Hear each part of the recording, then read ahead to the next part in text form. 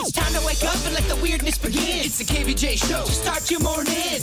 Kevin is the host, and his skin pigment is whiter than Casper the Ghost. Virginia sounds like this. Nickname Vicious Beast, so don't get her pissed. Jason talks like a spaz, and he loves to talk about Bigfoot and stats.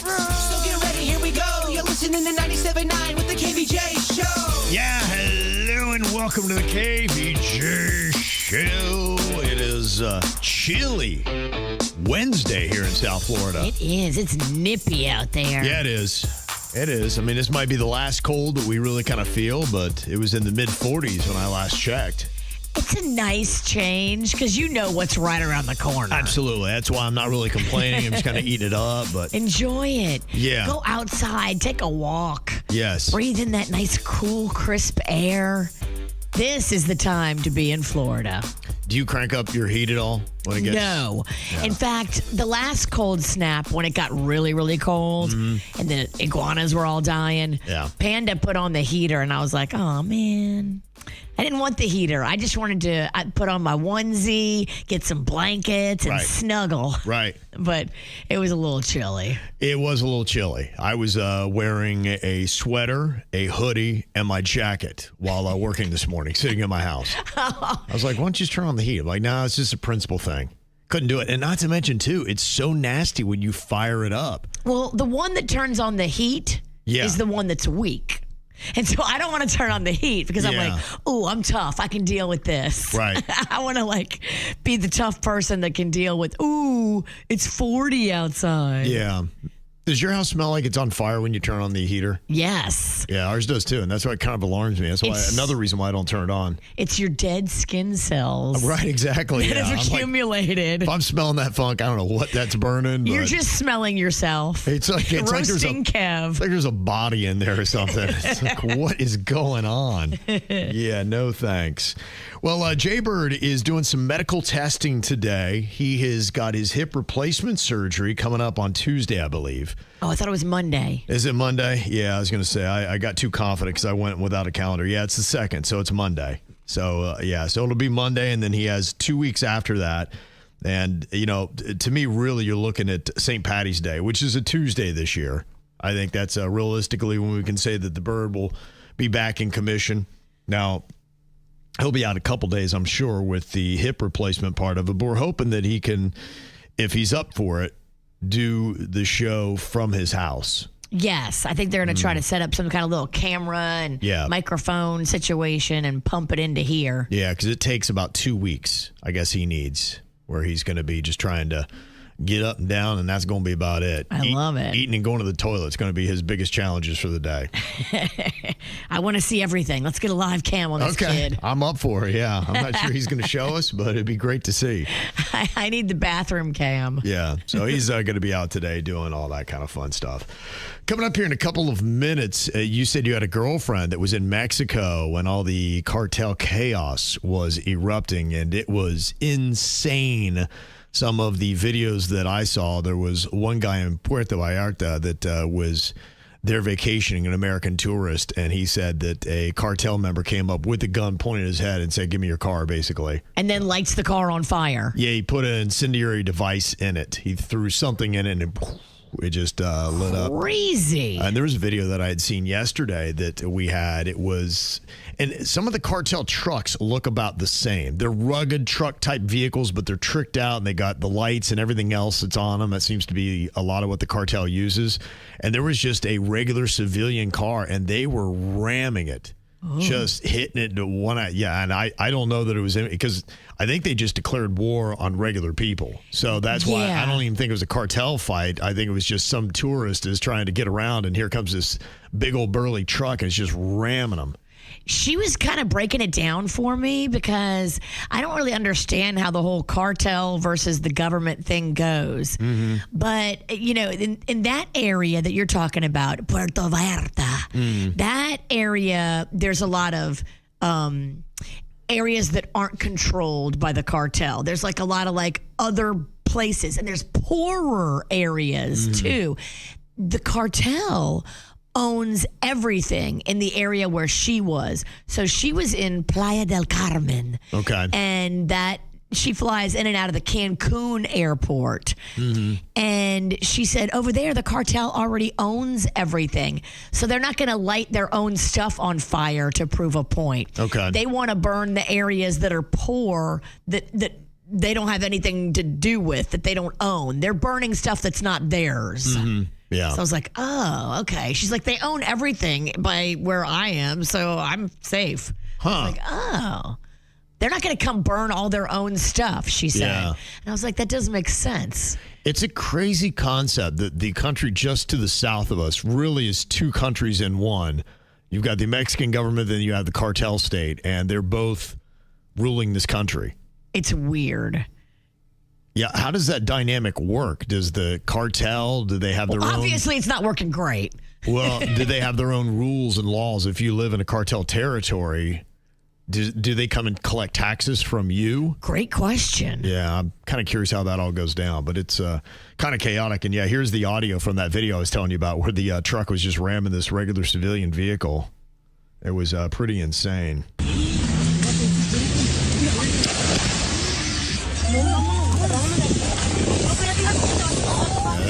They're going after her, man. It's crazy. Yeah, so just a nutty situation that has happened there. Your friend is back safe, though? She is. So I was worried on Monday because I went and I was talking to her dad, and he was worried. He's like, what's going on? What's going on? And Panda pulled it up on the map, and he was like, okay, here's where she is. Here's where most of the drama is. So she was a little bit removed from it, but it's still scary when you see it all over the news, and they're running in the airport with guns. And sure, that's horrifying. As an American tourist, you're like, get me the hell out of here. Right. But yeah, she flew in last night, finally. Thank goodness. I've not heard about any American citizen casualties that have happened with all the uprising that I know of. I haven't either. So as chaotic as it looked like they were just kind of making a statement and torching things that were material. Yes. Not taking out people. Hopefully that's what happened. I think the cartel is, I think, smart enough to realize that if they did something like that, the U.S. government would probably come in and they just don't even want that kind of heat because that wouldn't be good for their business. I mean, they're just trying to make money ultimately. There was an American Airlines plane that they shot at. Yeah, what was that? I heard trying there was, to land in Colombia or something. Yeah, I think it had taken off from Miami and had a couple bullet holes in it. Yeah. So did it get shot here in South Florida or when it was coming into Colombia? Kevin, we don't know. I know. It's crazy if you're traveling out there these days. You can catch a bullet in Miami. You can catch a bullet in Colombia. I guess so. Who knows what's worse? Oh, they will be back. That's what they say. We lost about 8,000 iguanas at least to the cold snap that we had a couple of weeks ago, and it's chilly again today. I don't know if this is the kind of temperatures that are going to take out iguanas because we're hitting those really big lows. I remember Miami was down at like 33. They were right at the freezing mark. It was much colder. Yeah. So I don't think that we're going to be dealing with that kind of stuff again. I'm sure they're not loving the temperature. I don't know that they're necessarily falling out of the trees or at least dying. I lost a lot of trees. Did you really? Yeah. I have a lot of vegetation in the yard that just, didn't make it. The ends of all my bushes are all crispy. Oh, no. I know. Yeah, I know it's not been good for the citrus industry and a lot of farmers. They've lost millions in crops already this year. It's horrifying. Yeah, already a struggling industry.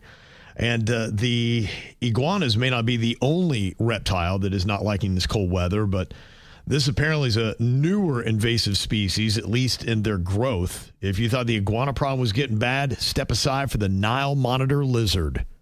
What's Another this? one. You thought the iguana was big? You've seen some of those big iguanas? It's nothing compared to these Nile monitor lizards. These things bigger? they look like tiny dragons. Oh, no. Yeah, they're semi-aquatic carnivores that are native to sub-Saharan Africa. So now we're getting African animals roaming around. And apparently now, of course, somebody had one and let it go. And then they started, realizing they love this climate and let's have some babies and make a family here and live the American dream. And that's what they're doing. Oh, no. These are also classified as a prohibited invasive species by the Florida Fish and Wildlife Conservation Commission in April of 2021. Pet trade probably brought them here, and they say now they love the canals. They're thriving there. I don't know what the iguanas think about that because it seems like the Nile monitor lizard is bigger and probably a bigger threat. And they're probably like, get out of here. We're going to take this now. Is there a turf war happening in the canals? I don't think that the iguanas want this fight. Be honest with you, I don't think they could take it because these things are a lot bigger and they're carnivorous and they could probably gobble up some of those iguanas. Oh, damn. If you've not seen one, they've got these olive black bodies and yellow striping. They have these paddle-like tails for swimming. If you basically see a baby dinosaur, then you're looking at one. That's it. Well, baby Lachlan's going to love this. Denny's son is obsessed with dinosaurs. Okay, well, there you go. Just go find one of those Nile monitor lizards and just bring it on in. I guess you could do that if you wanted to. They say they've got hooked claws for climbing, blue tongues. I mean, they just listen to this whole thing. Oh, my God. What a description. He's a nightmare. They say they're intelligent and mobile and very difficult to control. Oh, this is all great. The only thing we're lacking is they're venomous. So thank goodness I don't see that on the list, but everything else is kind of a nightmare. And they say that the sightings are rising sharply. In fact, they got somebody that's tracking it. The biggest problem is in Southwest Florida. Lee County now has 1,616 that they've counted. Oh. That's a good number. Palm Beach is now right at 300. Oh. That's just ones they've seen out chilling, just kind of walking around. And I mean, remember, 10 years ago, we weren't even talking about iguanas. You're and now right. Look at it. You're right. So, I mean, what have we been talking about in 10 years with the Nile monitor lizard? We got to do something now. Miami-Dade, you've counted 76 there, 68 in Broward County. So they say that they are powerful generalist feeders. They eat fish, frogs, turtles, snakes, birds and eggs, small mammals, and even young crocodiles. And they love the taste of human flesh, I heard. Doesn't say that, but who knows? They say they threaten protected species, including sea turtles, gopher tortoises, burrowing owls, and the American crocodiles. They're coming for the turtles? Well, I mean, you know, think about already what the pythons have done to what our habitat used to look like in South Florida. Now you've thrown this in here, another carnivorous predator. This is a mess. And people are to blame because people brought them over here as pets and then released them into the wild when they couldn't handle them. Yeah, and they say do not try to capture them. I've seen this when people have gone up to some of the iguanas. They have that tail that can whip you, and they say that this is worse. They can whip with their muscular tails. Wow. And they say if they feel cornered or endangered, they'll also bite or claw too. Big teeth, big claws, powerful tail to whip. So how do we get rid of them? You have got to just report it to the Fish and Wildlife. They go in and they got to deal with it. Oh, my gosh. I got to maybe get good with a blow dart or something. Yeah. Mm-hmm. They are allowing humane killing on private property without a permit. But they say eradication is no longer considered feasible. So it sounds like they're going to be here to stay. Wow. So if you see one, report it. Don't approach it, document and report it. They're trying to get the numbers. They're trying to swoop in when people see them and get them out. But they say do not tangle with these Nile monitor lizards. They bad to the bone. And they love human flesh. They love the taste of your blood. They haven't developed it yet, but you keep messing with them. They take one bite, be like, you know what? They're actually kind of delicious. I get all the hype. Let's eat. We're just talking about the Nile monitor lizards running rampant in South Florida, and Denny's was showing me that back in your home state, they take these nutria rats, and they kind of have what we have where you have the python hunt and the Everglades. You try to drag them out, try to eradicate an invasive species. And I've seen some of these, I don't know, what do you call them in Louisiana? Your redneck is coon it a redneck? ass. That's a Louisiana redneck, a coon ass. A coon ass will eat anything, and a coon ass even looks down at a nutria. He's like, no, we ain't going to eat that. What are they, just kind of like groundhog rat kind of looking things? They look like they're about the size of a groundhog. Yeah, it looks like an overgrown, like, hamster, but not as cute.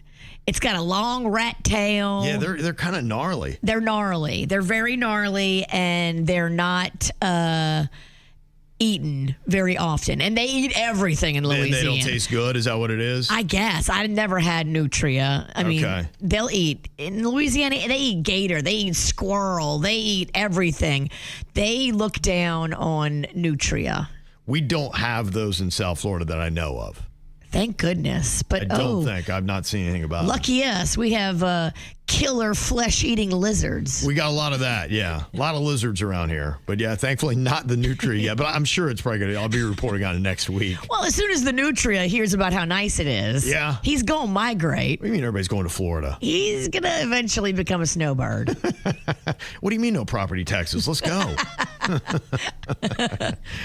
Yeah, and Denny's showed me this video where they do nutria rat throwing contests, I guess, after they're dead. That's just what they do for entertainment. They toss the carcass for competition? That's kind of what it looked like. It looked like they were Okay. doing that. It's almost like maybe they want to have their own. You know, we just had our Florida Man games over the weekend. Maybe they want like Louisiana Man or the coon-ass games. I don't know what you call them. There's a lot of material there. Okay. Coon asses are very interesting and fascinating to watch, talk, play. So what would you rather have? Would you rather have an infestation of iguanas or the nutria rat? I mean, what's worse? Kick me in the teeth or kick me in the privates? I mean, they're both bad. Yeah, that's my question. Are we winning by having the iguanas over the nutria rats? I mean, I guess, I don't know. The nutria rat is pretty gross. And just a rat in general, it's a large rat too. Yeah. It's like, it could square up and you'd be intimidated. Okay. You'd be like, oh no, I don't want none of that heat. I assume they do all the gross ratty type things as well. Yes, they're just disgusting. Okay. Yeah, that's why They're nobody. greasy. Yeah. They look like they need a bath. That's maybe why they don't eat them. Yeah, maybe. They're just too oily. There's a lot of skills that the kids today are just not getting that, you know, back when we were kids that you did. Now, some of it might have been necessity. I think also our parents are just set looser. There wasn't this pressure to be the ideal parent. At least I wasn't aware of it. Maybe it was only when you become a parent you realize there's pressure. It almost seemed like, you know what, if your kid is breathing, you're doing okay. Yeah, I don't think my parents cared about my feelings or my thoughts or my opinions. And like today we ask kids, oh, how are you feeling? What do you think about this? And what do you think? It's way more gentle parenting. My parents didn't even know where I was. Not one time my parents asked about my feelings. Not one time. Not once. Not one time did they stop down and be like, how's this making you feel? Are you 'Cause okay? I think they knew. And I think the goal was for me to not be okay. That was the whole thing. In fact, they would have asked to be like, wait, this is affecting you negatively, right? We just want to make sure that you're not enjoying this. Now, they say modern parenting isn't wrong, but compared to the freer 1980s childhood, there are a lot of things that kids today are just not getting, and they're not developing some of the skill sets that you would see Gen X have compared to Gen Z. Now, like I said, it's just a difference, and maybe as a parent, you can step in and do some of these things. They say one was we were able to entertain ourselves without screens.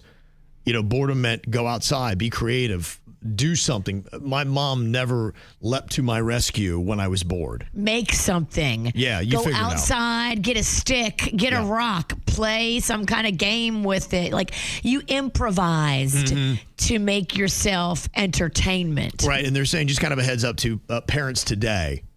Don't feel like you need to do that either. In fact, have that time where your kids should be like, Mom, I'm bored. If you're not hearing that enough, then maybe you're not doing it right. You Go need to be hearing that outside, regularly. make something, do something. Look in the garage and see what kind of stuff we got and make something fun to entertain yourself that doesn't have a joystick or a computer attached to it. And they say too often now parents are stepping in too quickly to help referee issues. And when we were younger, we'd be out battling it out. We'd be ripping each other's shirts off and all that kind of stuff. But with that kind of play or that kind of fighting, at least you're learning how to resolve conflicts. You're learning how to step up and how to do that stuff, stand up for yourself. And they say too often parents just, at the first sign of anything, they step in, they break it up, and the kids aren't able to figure it out themselves. They say, so sometimes let them go a little bit. Let them work on it. Let them come up with a solution to their problems, because it's those kind of skills that they're actually building. And that's what kids do at that age. They say building social skills through practice. Kids are expected to talk things out. And they say that's kind of what it is. Let them kind of sit down and figure it out for themselves. Because you'd be like, all right, well, you get this and you get that. And you need to go stand there. And you got it. So you've done everything for them. Their brain didn't work out that concept. Gotcha. Of saying, okay, to be fair, I need to get it this time and then you need to get it next time or whatever it might be. But that way they're actively talking, negotiating, and working on, they're building skill sets you don't even think about. That is good. So they say, give them a little bit of chance to do that. And that's a lot of what this is. It's just saying that, if anything, maybe the parents are a little too active and putting too much pressure on themselves today. You're right. I feel myself doing that a lot, where I try to solve the problem for Rocco. And maybe I should just remove myself from the situation and let him work it out. Yeah, they just really say, try to let your kid develop their independence naturally. Give them some responsibilities, some obligations that they got to do, whether it be staying home alone or helping out their siblings, something like that. Give them a task so that they learn to kind of build those skill sets. Say, hey, this is on you. You're not relying on me, because I do notice that sometimes too, where parents want to step in. They want their kids completely reliant on them. And you need to turn around and be like, oh, no, I'm relying on you. This is your task. This is your goal, and I need you to come through on this. Because you're going to make a soft kid. If this kid is always relying on you to fix all their issues and problems, and they don't have that skill set to navigate the world that's going to throw issues and problems at them, and they're not ready. Something else that we had to learn when we were kids, it's not happening as much now, it is waiting. You think about when you order something from Amazon, now you're getting it to your house the very same day. And heaven forbid you got to wait 24 hours. I remember when I was a kid, you would send away for something and maybe 6 weeks later you would get it back.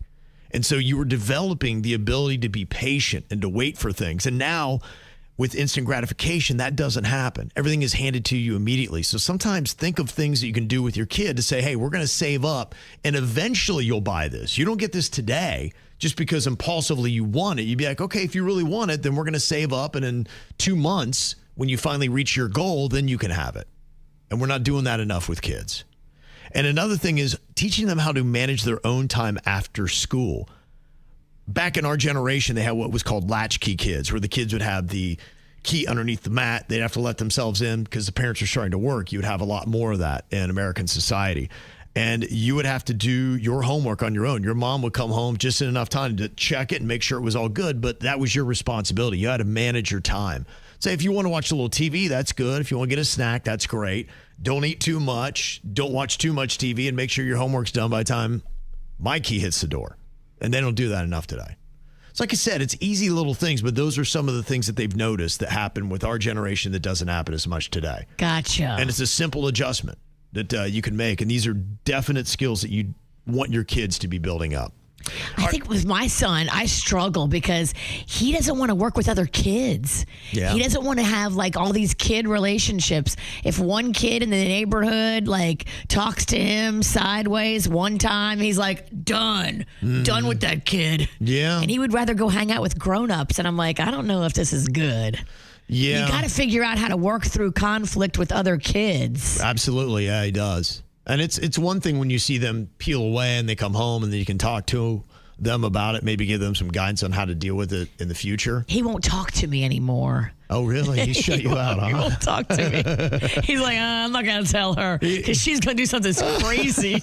Well, because you're jumping in, you're intervening, right? Yeah. Instead of letting him float and figure it out himself. Totally. And so you need to just start backing off and not intervening as much and be like, all right, I'm going to let you figure this one out. Go figure it out. Yeah. Oh, but it's so hard. I know, exactly. Yeah. It's the impulsive parenting that's going on. Yes. Talking about some of the things that Gen X had to deal with when they were kids that did build some skills in them, whether it be waiting, whether it be conflict resolution, working some things out themselves. Just being alone. Yeah. For 8 hours. Right. Working through boredom to develop creativity, all those kind of things. It's 4 or 5, little kind of adjustments that I think you can make. And I think really what it was is just saying that parents today get too involved too fast in their kids' problems. And it's really healthy for kids to be able to work stuff out on their own. Figure it all out on their own.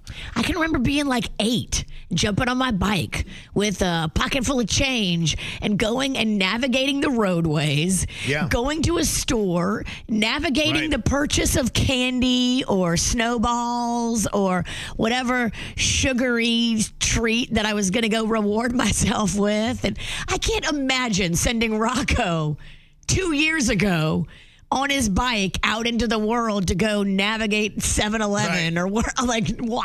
It's pretty amazing, isn't it? It's wild to think about. Yeah. And so I don't know how much you send them out because the world is kind of crazy, but, maybe just expand the boundaries a bit. Now, one thing is about kids waiting for stuff, putting things on layaway or saving up their money to get it. And one person texted in, they said, a lot of these kids today, they're using the digital money apps. And so they have all their money almost at their, disposal. Even if they're saving some money, it's still kind of sitting there. And then that impulse comes up and then they may react and buy it instead of saying, you know what, no, I'm going to hold out for the bigger prize. And they say that is a skill set that maybe we're giving into our impulses too fast.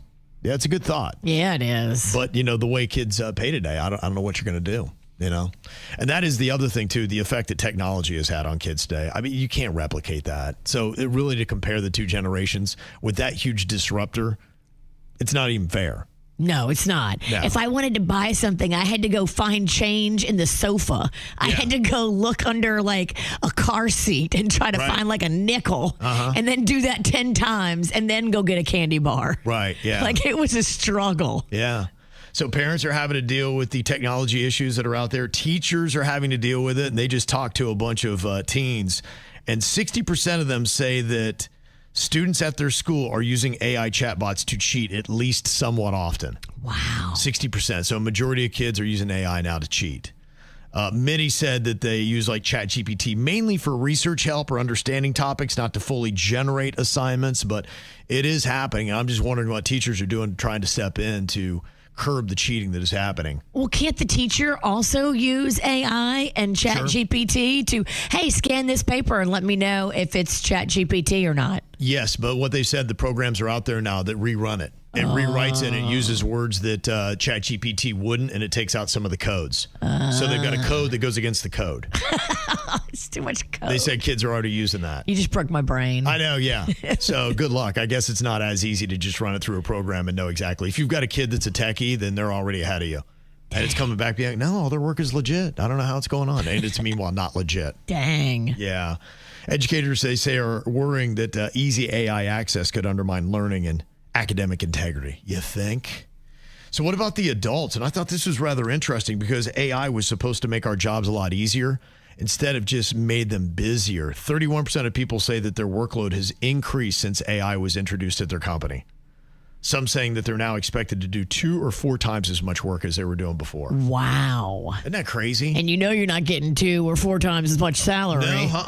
No, that's really what it is. And I think that's going to be the big question moving forward is keeping these companies honest because they're firing a lot of people. They're saving money by using AI while the employees they still keep, they're giving 2 to 4 times the workload, getting a lot more productivity back. Eventually, they're going to wind up pocketing a lot of extra money and having huge profits. Does that mean the CEO gets a couple more yachts or are they going to actually spread the wealth with their employees? I think you know the answer. I do. And that's honestly where we got to start holding some of these CEOs accountable. Be like, no, come on, we don't need 2 more yachts. You got people that cannot afford childcare. What are we doing? Yeah. You need to spread a little bit of that wealth. And hopefully people start standing up for themselves too. I guess this is pretty smart. If you ever have a disagreement, just pull out the coin. We've done that from time to time, but they say more than half of adults rely on coin flips to resolve everyday disagreements. And it proves to be rather effective because it's almost like fate has made the decision. Heads or tails. Yeah. We rely on the KVJ TV polls for ours, but if you didn't have that, then you just pull out a coin. We have in our lives, too, relied on the magic quarter, remember? I do, yeah. But I'm not sure we always stick to that. I know we've had a couple things that have come up, and then we went the other way on it, and I think that we've disrespected the magic quarter. Well, I don't think it cares for us anymore. The magic quarter has been disrespected in more ways than one. Yeah. Because my son, Rocco, went fishing through my purse, saw the magic quarter, and put it in a gumball machine. Oh, so it's just, It's gone. It lost its magic anyway. It was just a regular quarter. Thanks, Rocco. He did us a favor. That's okay. We need to get another one. It needs new energy, new mojo. Yeah, they say 11% of Americans use coin flips at least weekly, which I thought was a crazy high number. I mean, now that means 9 out of 10 of us are not or doing it very often. I don't know if I've ever seriously, other than this show, taken out a coin and used it to flip. But it is kind of smart because I do have some issues sometimes with my wife and we just can't come to grips. And it'd be great if we just had that be go and get the quarter and then whatever it says is what you wind up deciding. It would be a quick, easy way to resolve a lot of conflicts. Do you think your wife would go for that? No. You may have more wins. Yeah, so no, you're right. She's not going to like that. Yeah, no, she'd be like, wait a minute. Right now I'm winning 98% of the time. What are my odds on coin flip? Yeah, she's not going to go for that. 50-50? Oh, hell no. Right. The biggest things that people are using the coin flip for is determining who goes first in games, deciding what to watch on TV. Now, that I could see being easy. If y'all are, you try to still watch programs together. We did last night, me and Panda. We went through all kind of shows trying to figure out what to watch together. Yeah. And we settled on Tyra Banks's America's Next Top Model documentary. And what did you think? I loved it. But he got up 20 minutes into it and was like, this is trash. Right. Yeah, see, that's almost like not even fair. You do a coin flip on that. It's like, this is something you're going to love. I'm absolutely going to hate. Like, at that point, just be like, you watch it. I'll go watch my own thing. He did. Yeah. You loved it, though, huh? Oh, my gosh. Because, in the early 2000s, I was all into that show. Yeah. I was watching it like the rest of America going, oh, my gosh, what is this? This is captivating. Yeah.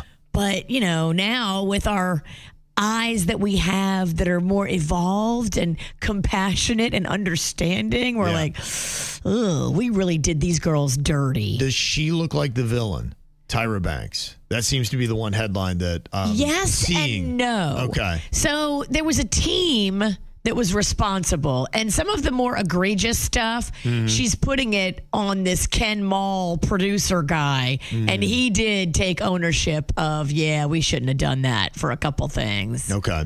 So it's shared blame. It is shared blame, and they are taking it, but, you also see her perspective. It was a different time, and the network wanted it. They were like, what can we do that's more salacious, more crazy, more, oh my gosh. And they just gave the network what they wanted.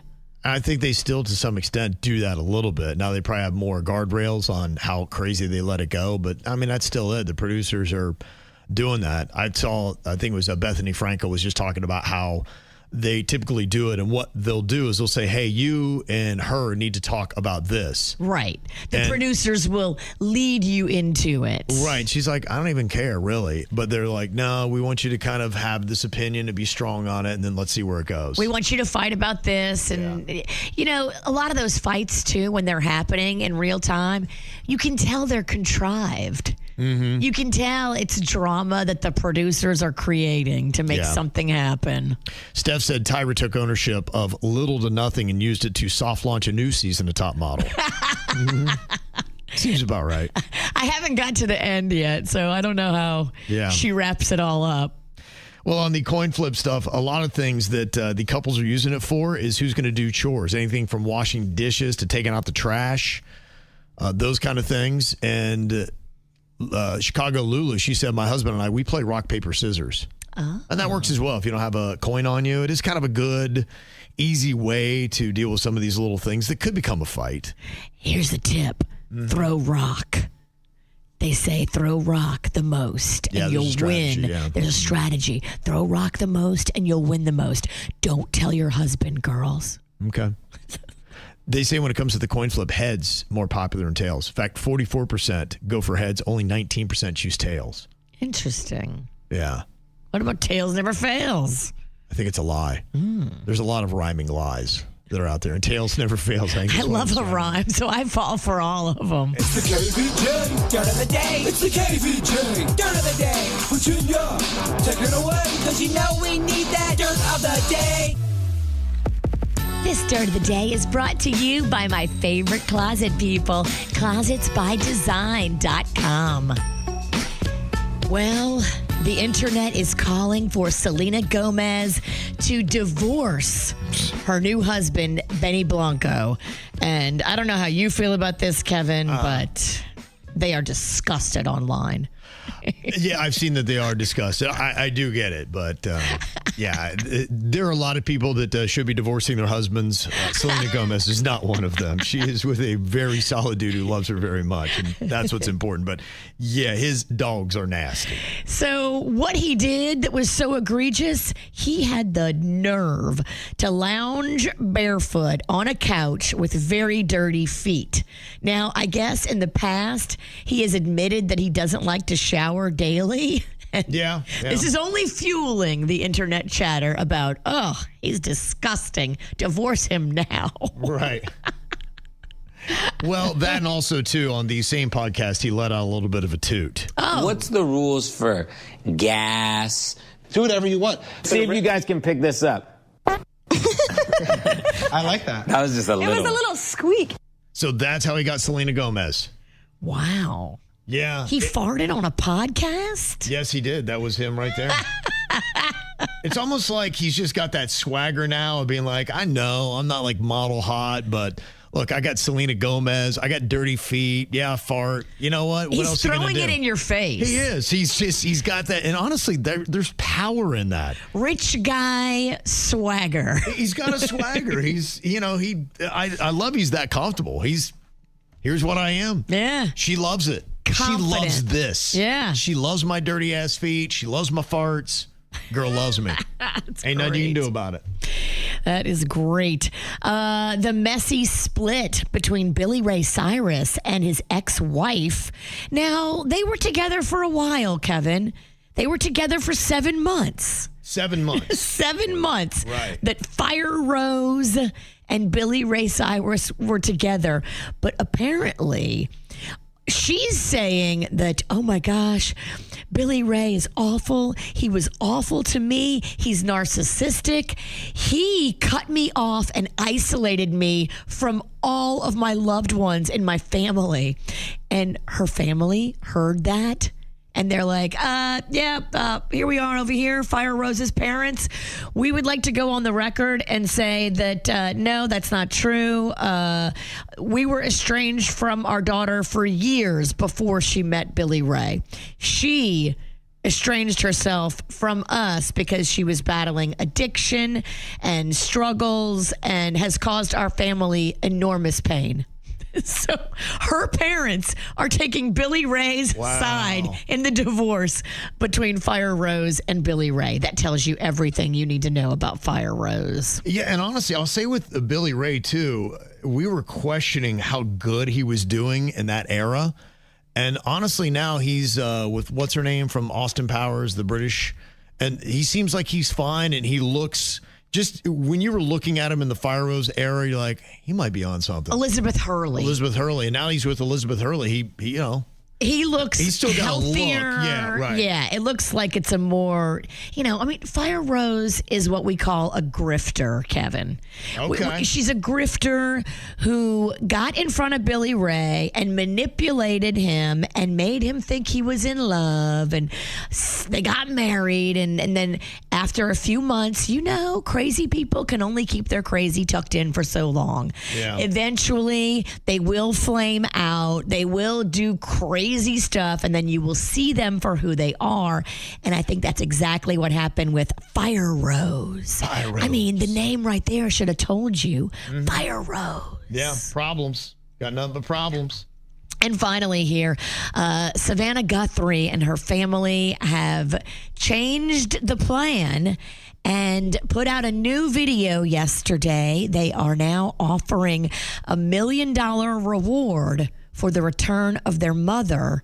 And it sounds like they'll take her however they can get her. They realize that she may have already passed, but they just want closure to this. And so they're offering $1 million now. Mm-hmm. Here's what she had to say. She may be lost. She may already be gone. She may have already gone home to the Lord that she loves and is dancing in heaven with her mom and her dad and with her beloved brother Pierce and with our daddy. And if this is what is to be, then we will accept it. But we need to know where she is. We need her to come home. For that reason, we are offering a family reward of up to $1 million for any information that leads us to her recovery. You know, they're going to break this whole procedure down and how they handled it. And that was one of the big decisions, because apparently Savannah Guthrie and her family, they wanted to issue the big reward right away. They wanted to pay it. Because they said, you know, time is of the essence. And so we need to get as many valuable tips as possible. And law enforcement, I don't know if it was the local sheriff that made that call, but they said, you're going to flood the zone with too many reports. But then I saw somebody saying, I've just seen the more money you put on it, the more credible reports you actually do wind up getting.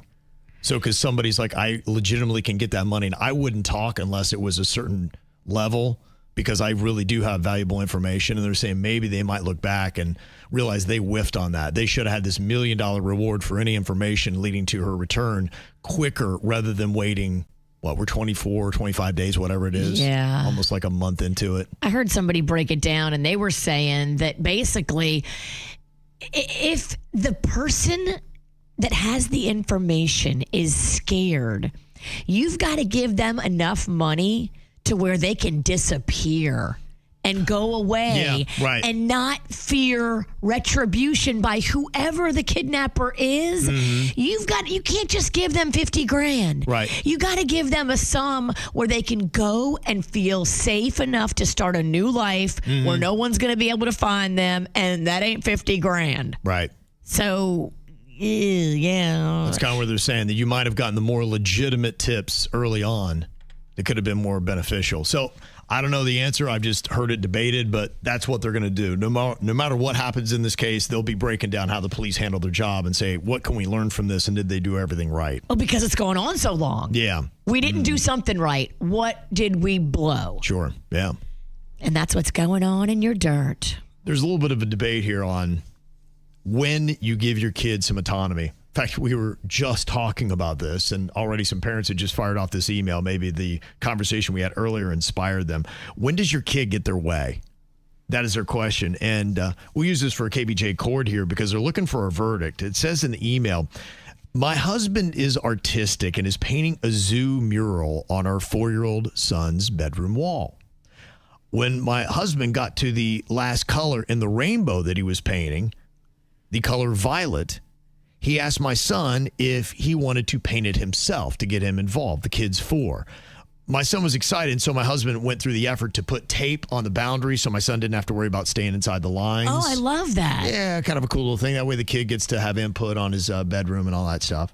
But as they were getting ready to do the last color, my son said, no, I don't want to do violet. I want the last color to be pink.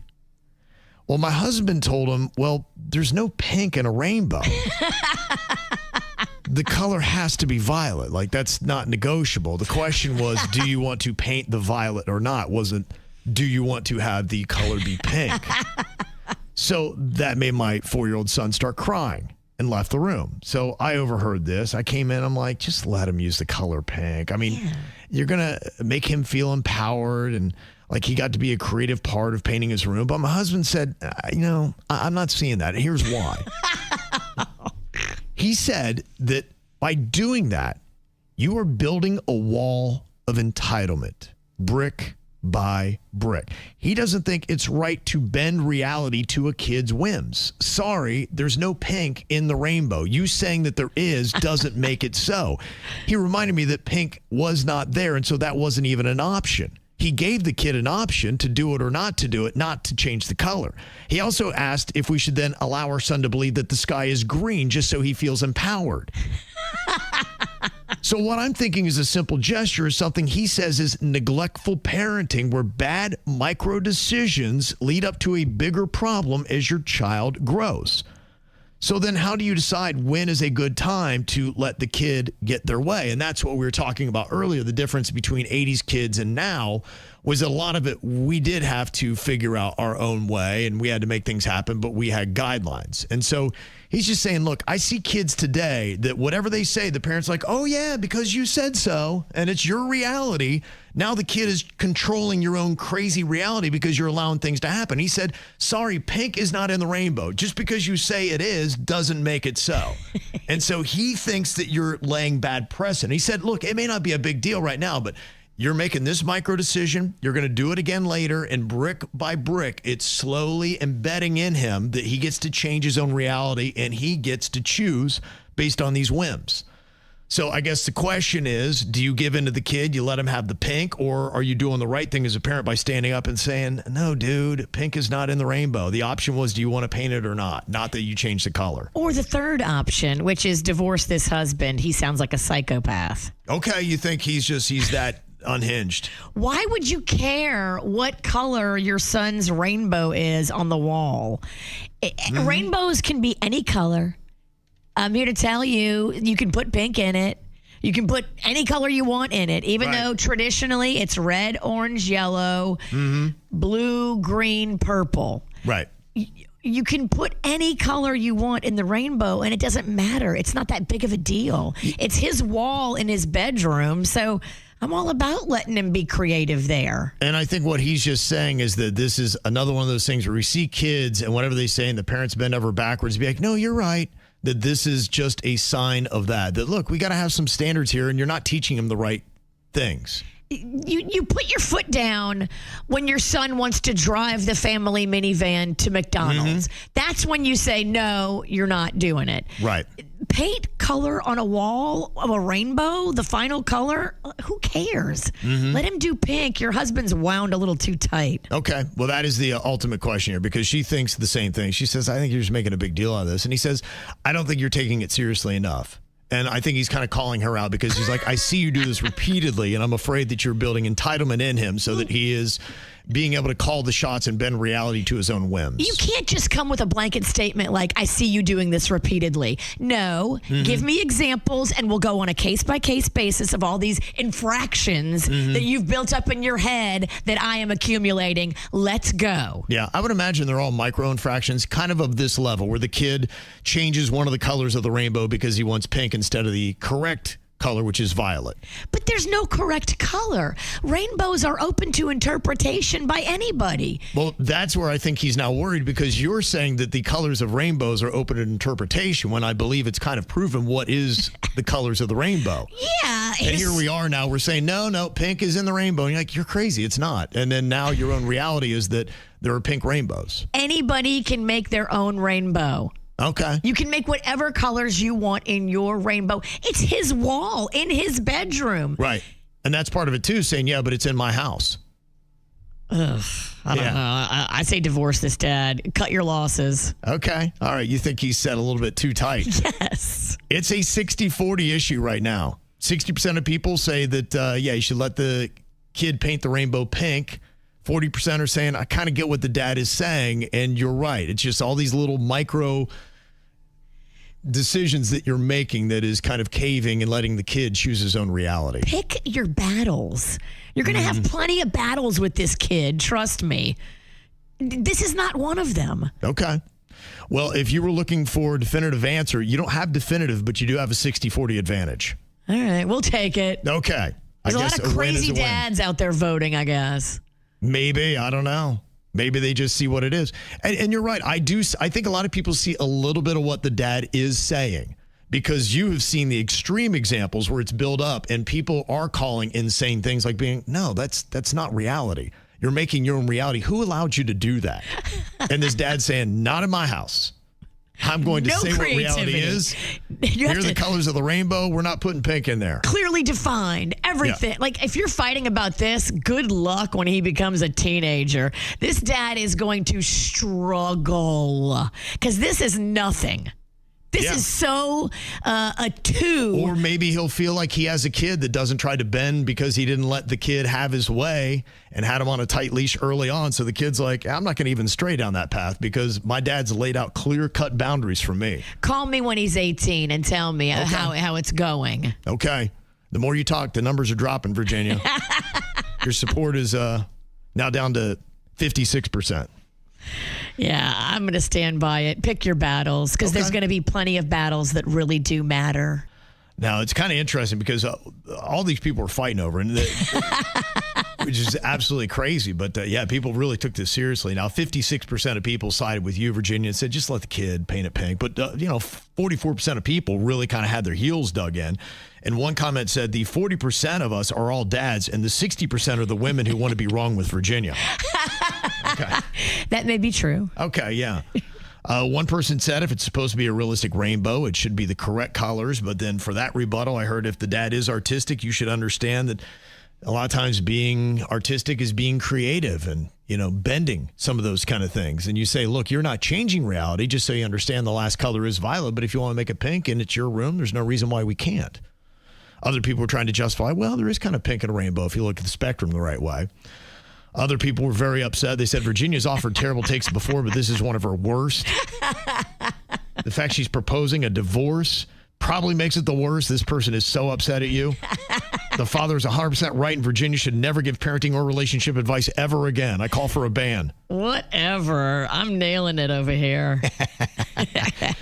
I have a daughter named Magnolia who is a shining example of how amazing of a parent I am. So you can actually suck it all day long. And I think even aside from the rainbow argument, which, yeah, on its surface, it is pretty silly. But Nate from Westlake said, this is kind of the ongoing tough discussion is when you come up to these decisions, how you handle them one by one. And dad thinks that it's going in the direction of the kid is writing his own reality. And that's where he finally dug his heel in. He said, look, we got a 10-year-old son, a 5-year-old son. My 5-year-old son's exceptionally stubborn and only wants things his way, regardless of how illogical or irrational his choices are.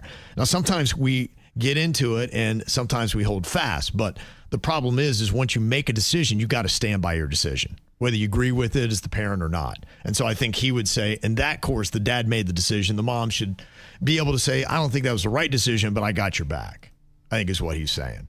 So Nate went on to say, our philosophy as a couple and as a mother and father is that if one parent makes a decision, then the other parent should back it up. But we usually always try to talk about the decision beforehand so we're a united front. And any kind of disagreements we have is on the front end, not on the back end. Yes, we don't let them see us ununited. The dad went rogue.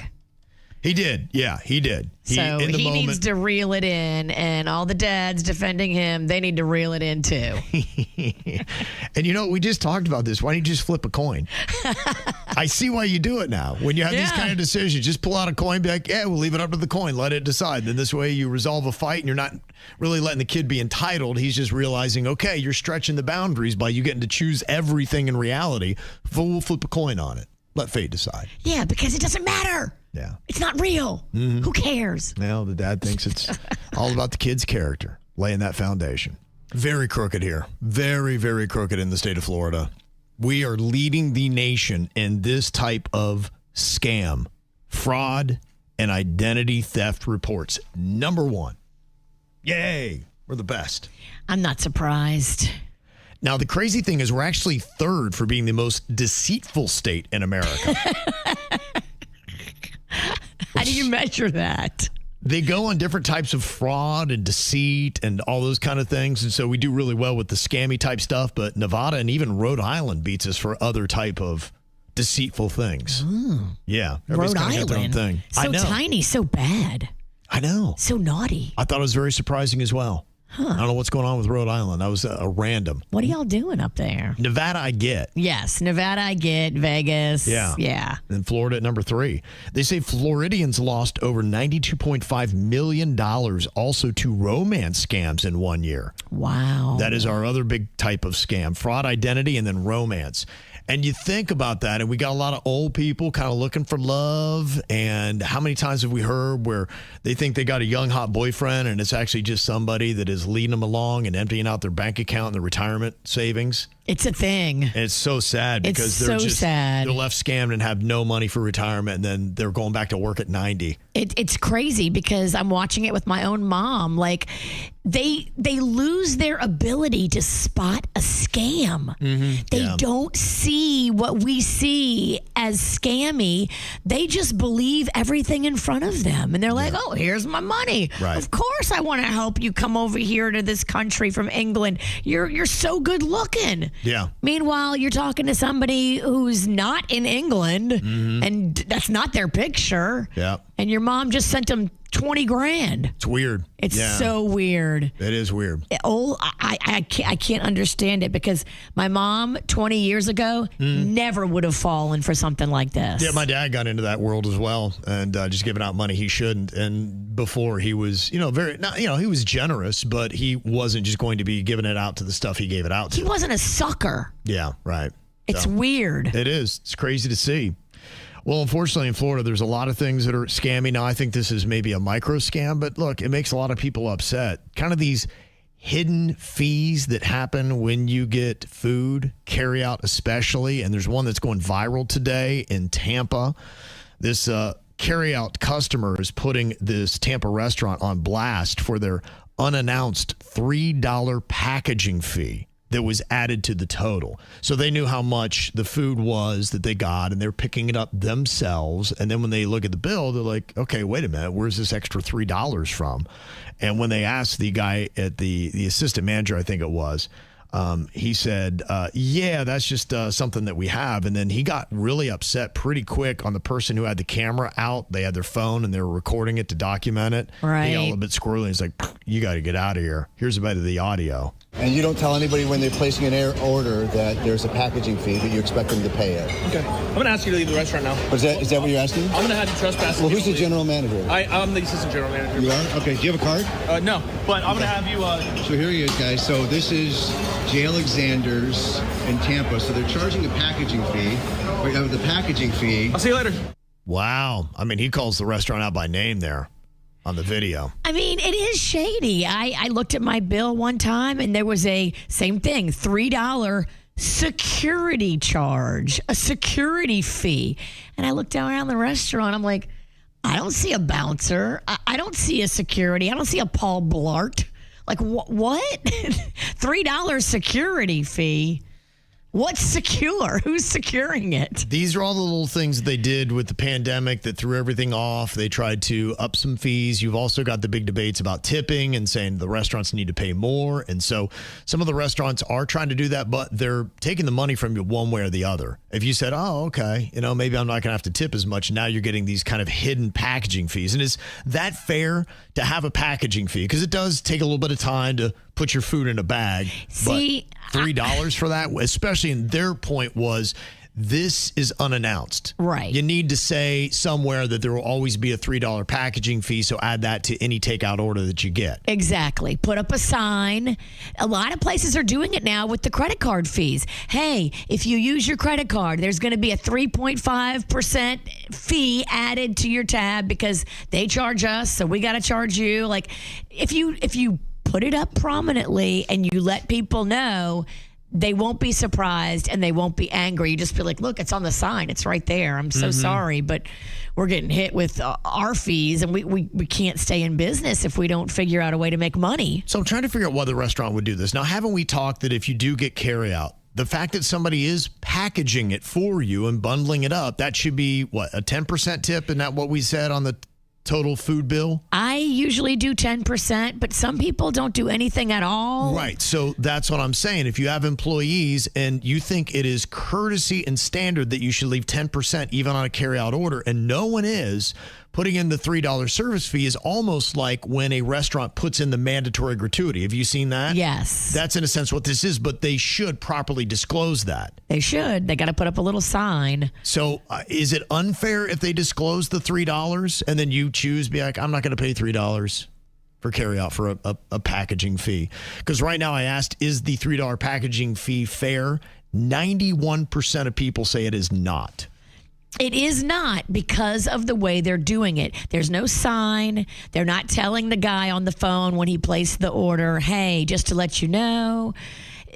they're trying to do it in secret, and they would get somebody like me. If I'm in a hurry and I'm running in there, I'm just picking up my barbecue and running out because I got kids in the car, or I'm already late for whatever.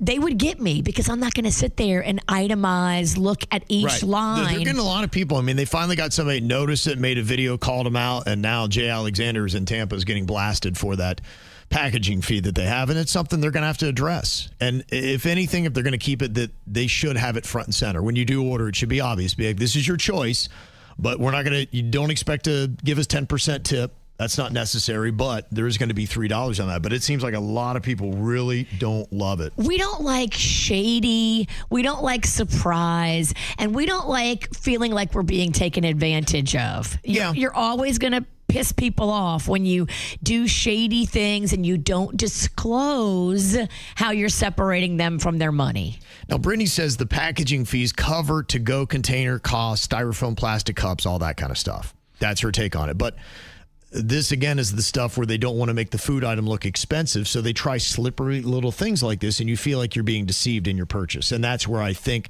it builds distrust with your customers, and that's why I think you got to be honest. And I would rather add $3 to the cost of the food than do something that's kind of slippery like a packaging fee. And then people got to decide. Now, Lisa's on here from Lake Worth Beach. You got charged how much for what secretly on your tab, Lisa? Well, they have a double cheeseburger, and sometimes it's too much cheese. So I asked them to take off a slice of cheese, and they actually charged me 50 cents to do that. Wow. Less cheese? Yeah, they charged me 50. So I looked at my receipt, and I said, what's this 50? I said, you're charging me 50 cents to take off a slice of cheese? Wow. That's They wouldn't answer insanity. me. I even sent it to corporate. I sent a letter to corporate. I never heard anything back. But are you kidding me? 50 cents? Wow. That is insane. That is, I've I'm never gonna heard of do it. that. It gets more and more creative every time I hear something. You need to make a Wow. TikTok about that. That is 'cause funny. That is funny, and that would go Yeah, viral. Absolutely. Yeah, I'd yeah, repost that. absolutely That's it would. hysterical. Thank you, Lisa. Wow. How about that? A cheese removal fee. That's where we are now. They have lost their mind. Man, oh man. And by the way, you can give me all of her cheese. If she don't want it, I do. Right, that's another question I'm sure Jay would have for Lisa. Who be taking cheese off a burger?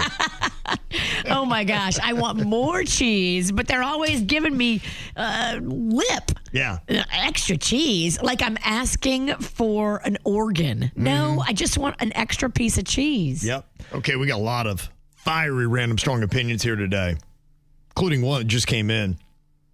It says, stop wearing aluminum-free natural nonsense deodorant. It doesn't work, and you smell terrible. It's disgusting. Please wear deodorant that has the ingredients that actually combat odor. Otherwise, it's useless, and the rest of us are having to stand next to you. Okay. Signed, my husband.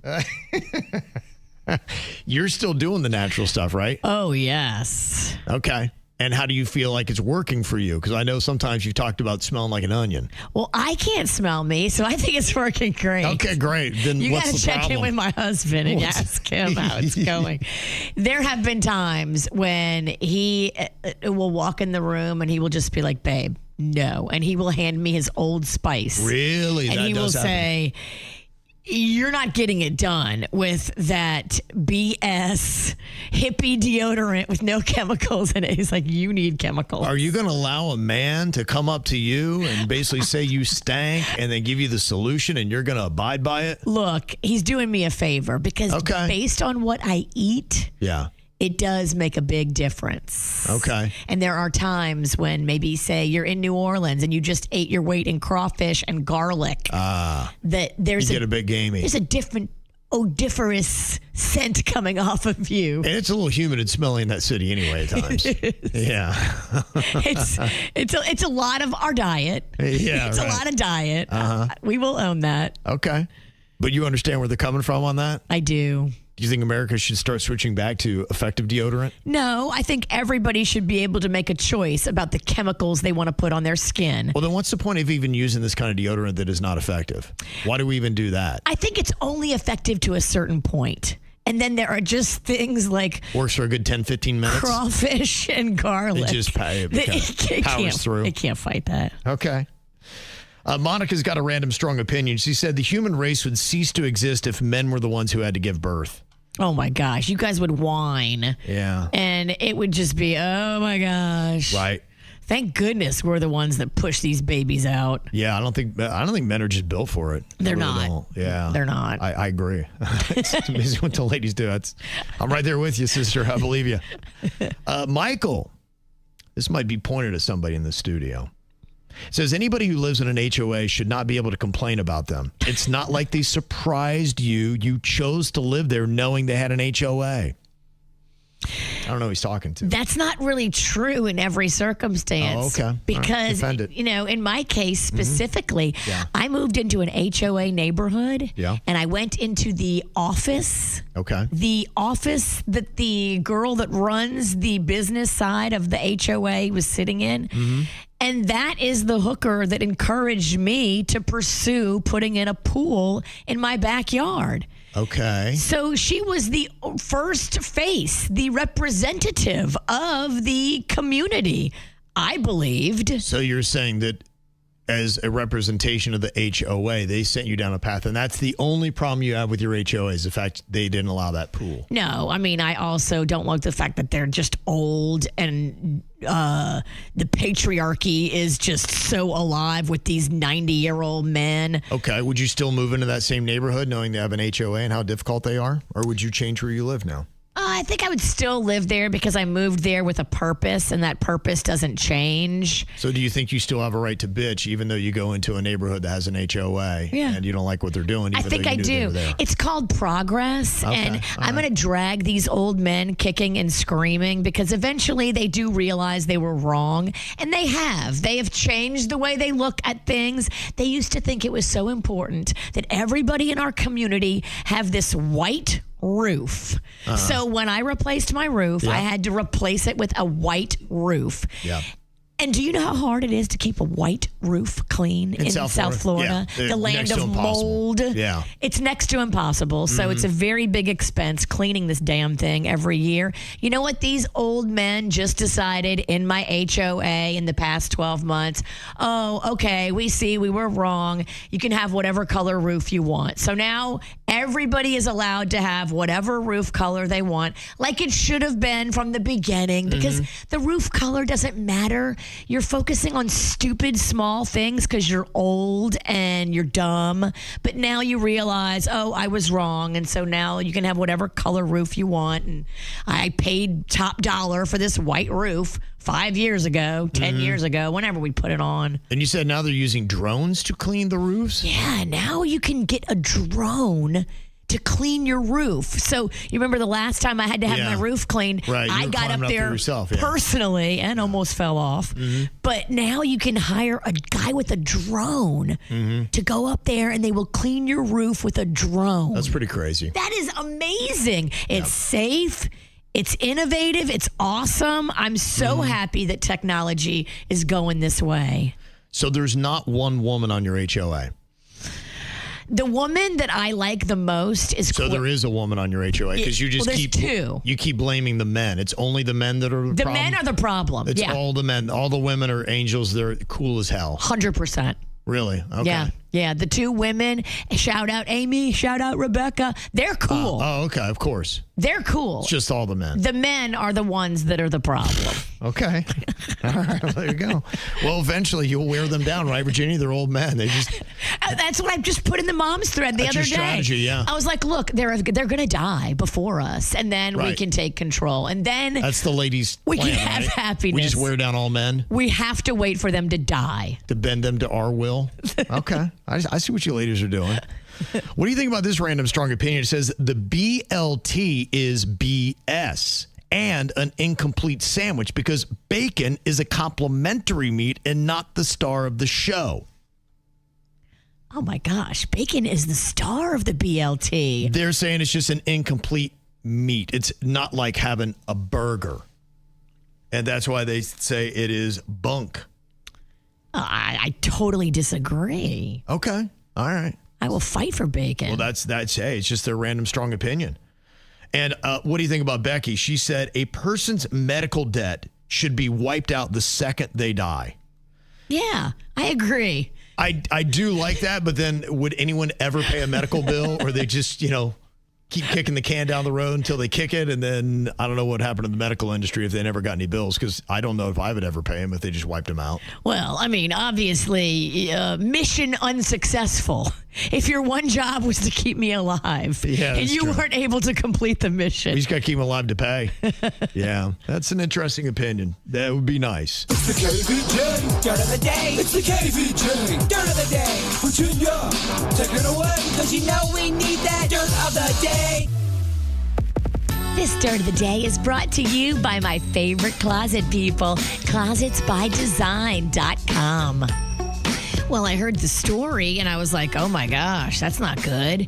The story before the video came out was Cardi B falls again on stage. And I was like, oh, Cardi B falls again on stage. What's going on? She's fallen? No, she didn't fall. That story is so misleading. So she's on stage, she's performing, and yes, she has on platform, heel, shoe boots, and it is tricky to walk in those. But there is a trap door under her, and it opened while she was standing on it. So whoever's putting this story out there that Cardi B's on stage, not able to keep it together, falling over, oh no, the trap door released, and that's why she fell. Yeah. Tell it right. Yeah, that wasn't on her unless she was in the wrong position on the stage at the time. That's possible, because they do blocking and things like that, and maybe she was not where she was supposed to be. But other than that, yeah, that wasn't on her. Whoever's watching the stage and in charge of the trap door, hey, when she's standing on it and not with both feet and one's on one side and one's on the other, maybe don't open it. Yeah, I imagine somebody got talking to about that. Oh, they should. They should be fired. She handled it well. I mean, here she is plunging into a trap door on the stage, and she's still singing.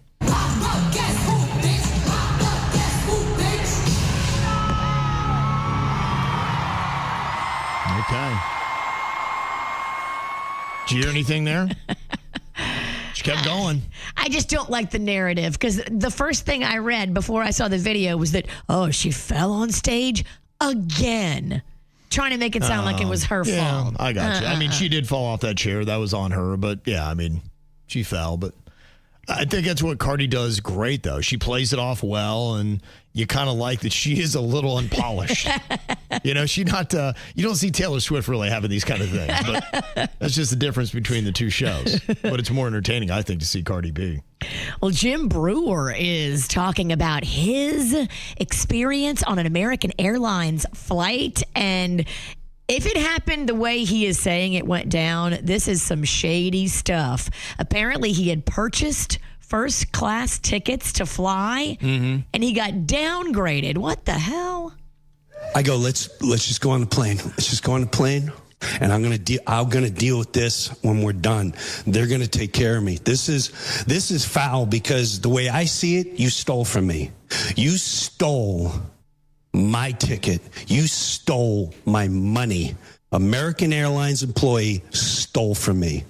So this shows me you can book a first class ticket on American Airlines. You can book any ticket on American Airlines, and they have no problem putting one of their employees in your seat and then lie to your face and go, it was overbooked. Lie to my face and offer absolutely nothing.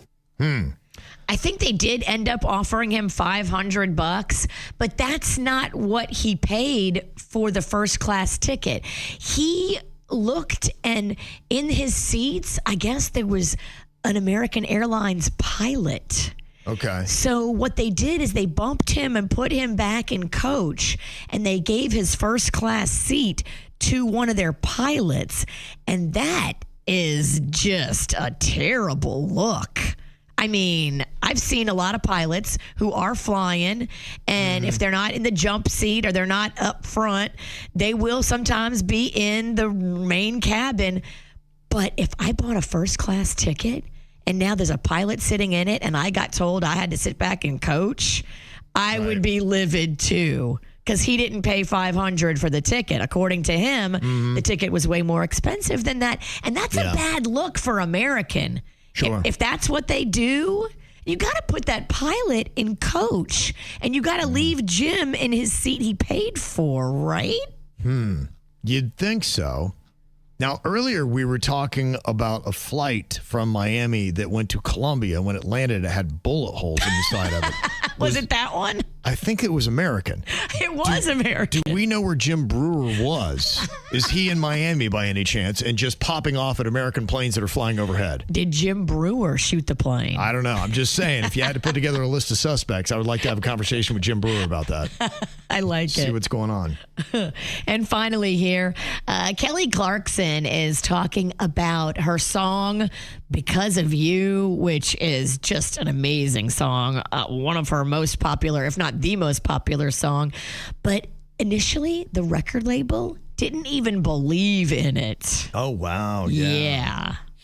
So Because of You was rejected, the first album. They were like, it doesn't rhyme. It's the worst song ever. Like, whatever. And I was like, well, it's not really about that. It could be an album track. It's something that's meaningful for me that, and I think what really bummed me out was kind of figuring that out about the industry early on, that a lot of people just don't care. They don't care about the art of it. They just want to make the money, right? So I think the coolest part for me and the surprise for me is that I pushed so hard and got somebody on board with the song that I knew they would be.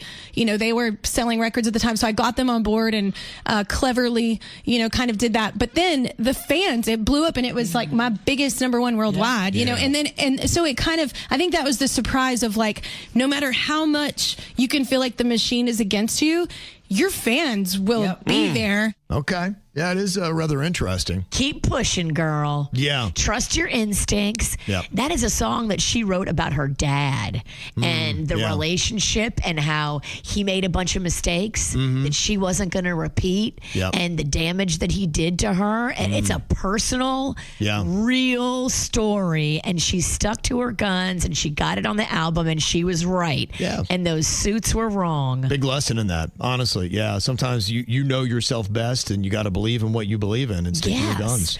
Girl, bet on yourself. You knew it was going to be a hit. And that's what's going on in your dirt. All fired up for a spring training baseball game on Saturday at Roger Dean Stadium. Got to check out opening day on Saturday. So impressed with all the new additions that they've put out there. They got great food. The team store looks really good. And the biggest addition is that they got more seats under shade, including what they did out down the third baseline and left field. That whole complex that they built up, boy, those old bleachers that they had that would cook you, Virginia, just sat in the sun, gone. It's now shaded fans, bars on each level. No more sizzle flesh? Yeah, no more sizzle flesh. I like it. It's good. You're always close to a bar, always close to food. Oh, they better load up some extra kegs for Saturday if KVJ Nation's going to be out there. Oh, yeah, no doubt. I'm just saying. We can drink some draft beer. I want at least 5 of them for myself. Okay. And after those 5, I'm having a jumbo hot dog. Oh, hot. And I don't break eye contact while I eat it. Okay, all right. I've seen it. We see Virginia go for that hot dog run. I saw Run! Didn't you have to eat a whole one right in front of a security guard that one time? I did, yeah. He said, you can't leave with that. I'm like, the beer or the dog? And I think you did both of them. I did. So we got to get Denny's all ready for some baseball here. And how we're going to do that is kind of get him familiarized with some of the teams that are in Major League Baseball. Okay. Now, I'm going to give him 5 total. I'll name the city or the state because some of them are state teams. And then you just have to tell me what the name of the team is that plays in that location. You got this, Big D. All right. Now you got 5. Virginia, you think that he's going to get 2. I do. I believe in Denny's. Okay, that is the number one answer. 43% of people think Denny's is going to get 1 or 2 correct. 42% are saying that he's going to get 3 or 4. Whoa. 9% say he's going to get all 5, and only 6% of the trolls think you'll not get 1. Oh. I'd say 1 to 2 is probably the most accurate, right? Even if you just guess. Calling your own shot here? Yeah. Okay. Like even just guessing. He's not a baller, y'all. Okay, first one I got for you, and kind of giving you a little bit of a softball, even though we're talking baseball, because I know you lived here. Colorado has... Is it the Rockies? Yes, it is. Wow. Just I used to go to Denver. Okay. Yeah, big old signs. One down. Yeah, you saw the signs when you were in Denver? Yeah, while I was drinking. Riding the trolley. Okay. If I say Seattle, you will say what? The Seattle Seattle team. Yes. What is the name? Is it the Seattle Space Needles? That'd be a good one. That'd be a good call. But sadly, it's not the Space Needles. It's the Seattle Mariners. Mariners. Oh, that's tricky. That is tricky. Okay. Jeez. Yeah. Okay, let's go to Milwaukee. Milwaukee has, what is the name of their baseball team? Baseball. They're the Bucks, right, for basketball. Don't look at me. The Bucks. So would they have a name like that for their baseball team? Okay. Milwaukee. Working it out. I don't know. Are they the Milkers? Milwaukee Milkers. And it's just like a couple of jugs. Well, they milk cows out there. Oh, cows. Not the ladies. I thought you meant it was like a well-endowed lady. No, I was trying to think, do they have an animal tie out there? Maybe they got a lot of the farms. most popular jersey. Look, that's how you get more men to the game. Yeah, and on the jersey, it had like the outline of a boob. Yes. That would be amazing. That would sell. Yeah. Unfortunately, they're the Brewers. Not the Milkers? Not the Milkers. Not the Milkers, I know. Ooh. But yeah, take a vote on it. I think the Milwaukee Milkers might be better. Let's go, Milwaukee. Okay, we're at number 4. Denny's has missed 2 and gotten 1 correct. All right, you just need one more. I'm still on par for this.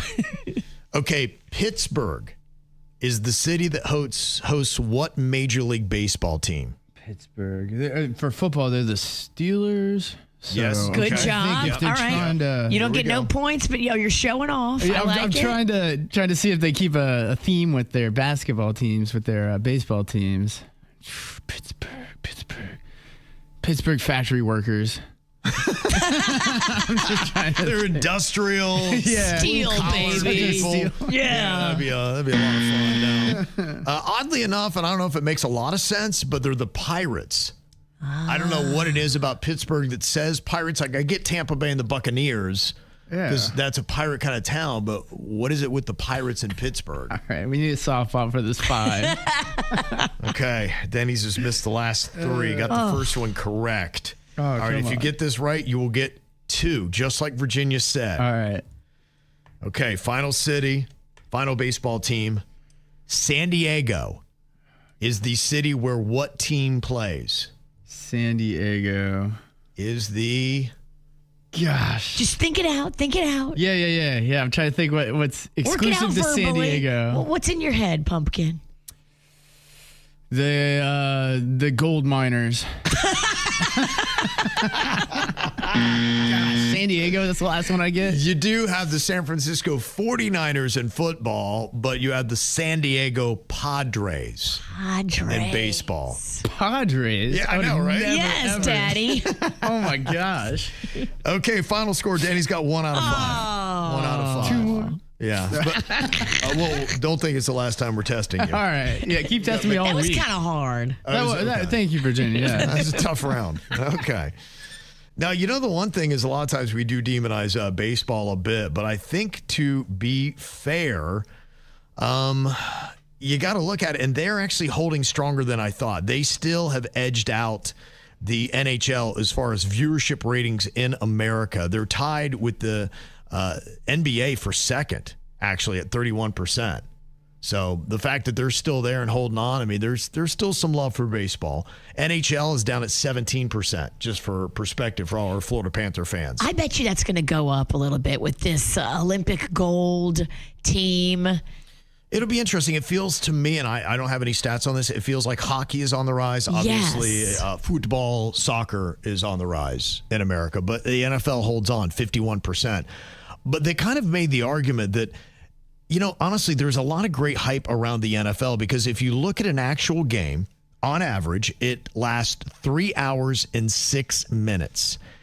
When you watch for 3 hours and 6 minutes, what is the average time during 3 hours and 6 minutes that the ball is actually in play and you're seeing action when you watch a football game? Just take a stab at it, Virginia. What do you think? How many minutes? Show me 45. Ooh, it's a great guess. The actual number is 11. 11? You see 11 minutes of action when you watch an NFL game in 3 hours and 6 minutes. 11. That is the lowest of all the major sports. And that's why somebody's saying it's really amazing that the NFL is our number one game, considering you get the least amount of action. You know, people get down on baseball, but even in a 2 hour and 45-minute game, which is shorter by about 20 minutes in a football game, 18 minutes of action you got in baseball compared That's to interesting. football. Yeah. Your best is NHL. In a 2 hour and 38-minute game, you get 60 minutes of action. And that's probably why. Did you see the numbers? There's like over 20 million people tuned in for that. The men's hockey, and the women's got over 5 million. They were playing hard. Yeah, it was an exciting game. He didn't want to go to church. He was sitting on the edge of the bed, and I'm like, babe, Rocco's got to go to church. I think, First unfortunately, communion. a lot of people miss church on Sunday for hockey. Panda with took those numbers. He took his phone to church and sat in the back and watched the game. All right. And all the ushers were coming over going, what's the score? Mm-hmm. And NBA, in 2 hours and 23 minutes, you'll get 48 minutes of action. Okay. So oddly enough, hockey's one, basketball's the next, and then your football doesn't really deliver a lot of action, yet it is clearly the most dominant sport in all of America. Okay, do you think this is a good idea or a bad idea, trying to shoot her shot with her doctor? She said a few months ago, I had a second appointment with my doctor in town, and I hate to be too specific, but a specialist. But by all accounts, he's single. He's slightly nerdy. I would say he's in his mid-40s. And there was huge chemistry. Says, I had a friend there who basically said later, get a room. Look at you guys and the way you're looking at each other. What? So someone else noticed the chemistry, and I thought he really liked me, although nothing inappropriate was stated in either direction. I just think that you can tell when something is connecting the two of you, and there was tremendous interest. But I don't want to seem crazy, so is there anything rational I can do next to test his interest, or is it futile given that he is so serious and professional? It's been a couple of months, and oddly enough, I thought he would find some way to make contact. Here I am sounding crazy again, LOL. What should be my next move? Get sick more. Okay. It sounds like it's a specialist, so it's one of those things where you might only need to go in at certain intervals. And so if she goes in too much, it looks... It's like, how many times do you have to go see that? I mean, you kind of need to explore this, though, because it has happened where doctors and patients have fallen in love and gotten married, but he's probably not reaching out to you. If he does feel this chemistry, like you say you did, he still has to do things by the book. And if he's a good doctor, doesn't romantically pursue his patients. Yeah, ever, right? I mean, that's just one of those things. I would assume that it's I mean, I know doctors who have, and I look at them with a stank eye. If you're a doctor and you're making the first move, right? To me, it's unprofessional. She has to be the one to shoot the shot. And she also needs to realize as soon as she shoots the shot, he can no longer be her doctor. And she needs to be upfront about that with him and say, look, if there's even a shot of us romantically going to have a coffee together, I will get a new doctor just because I like you that much and I would love to explore this. Okay. So you're thinking if she does this is the end to having him as a doctor. It should be. And if you want to shoot your shot, then go for it. But I'm just wondering what the success rate is and how many times women have felt like they had this kind of, without a doubt, connection. Either way, he's not going to be your doctor moving forward. And you need to be okay with that. So you think even if she doesn't follow through with this and just is quiet, bites her lip, and never does anything ever again, that she still needs to find somebody else? No. If she doesn't say anything, okay, then she can keep him as a doctor. But you have to say something and you have to follow your heart if you think you have this chemistry with this guy. Right. I mean, shoot your shot, see how it goes. Let him know that you'd like to romantically go for a cup of coffee and see if what you're feeling is real. Now, Penelope said, I think there are laws about this doctor and patient stuff. So if you did it and wanted to do it the proper way, you would have to let him know, and then you'd have to mutually agree, you can no longer be my patient. Let's give it a little bit of time. 100%. We can start talking, then maybe eventually here in 3 months, 6 months, whatever, we could actually start officially dating. You better just make sure that he's not the kind of doctor that has this chemistry with everybody. That's what some people are saying. Some people, the bedside manner is a real thing. And some doctors know how to do it, and they know how to be super charming, and they know how to make their patients just think they hung the moon. And you can mistake that for romantic chemistry. Right. Absolutely. Okay. So you better make sure you got this one right. Otherwise, you're going to be getting rid of a perfectly great doctor. Somebody says, I don't know, she sounds kind of crazy. Just got a gut feeling. Now, does that make you crazy? Does she sound crazy, or is it just... I mean, what's crazy? Okay. Like, coming from you, you're right. Aren't we all a little crazy, girls? I mean, show me 10 friends that you have in your female friend group, and I'll show you 9 bitches that are crazy. Okay. Well, it is about a 50-50 right now. Should she shoot her shot with her specialist doctor? I think you can probably figure out what specialist he is. He's not her gyno, is he? I don't know. Kevin. What other how many specialists do you have? Lots. You do? There are Okay. tons of specialists. All right. Like how? Okay. So you got the gynecologist. What else is a specialist at women's? There's I went to a butt specialist for the colonoscopy. Okay. There's breast specialists. Okay. There's, ear, nose, and throat specialists. There's a dermatology specialist. There's a gazillion specialists. All right. It does not have to just be the hoo-ha doctor. But if it is the hoo-ha doctor, this kind of changes everything. What would you want it less, to be your butt doctor or your hoo-ha doctor? They're both bad. I don't want to date What either entrance one. you want them looking at? This is Or why. exit. This is why I have female doctors digging around in Yeah. my orifices Okay. that are connected to pink parts. Okay. Slight 54% say she should not shoot her shot now. Somebody said, I had a friend that had her babies delivered by her gynecologist, and years down the road, she was still with him. She thought he was hot, so she brought a letter into his office, gave it to the secretary confessing that he ended up calling her. They ended up having an affair. He was married. She was still married. They ended up getting caught. She stayed with him for a number of years, and I'm not sure what happened after that, but it was crazy. Oh, that is messy. Well, I mean, just listen to that. I really think that's what you're looking at. I mean, everybody lost their spouses. And after she had just given birth to another guy's babies, and then she goes in and tries to find another guy, and I mean, That's messy. That's so messy. Get your house in order. Yes. First of all, if he's a married doctor, he is off limits. Close your legs to married men. Nene Leakes said it best. Yep. Stop pursuing a man who's married. If you know he's married and you're pursuing him, that is messed up, and you need to get into therapy to figure out what the hell's the matter with you that you would do that. Mm-hmm. Now, Pam, you said a doctor pursued you back in the day. What happened and how did this play out? Oh, it was really, I had gone to his office to get medication, and he was very friendly towards me. He was a DO, and he gave me what I needed, and then I went back again, and then he started pursuing me. Wow. Absolutely. Had my phone number. And it was not a physical relationship. It was just a friendship. And he would call me up and tell me, let's get together. Now, I was working for a Walter Weeks broadcasting company up in Daytona Beach. And I moved here and started working for WRMF.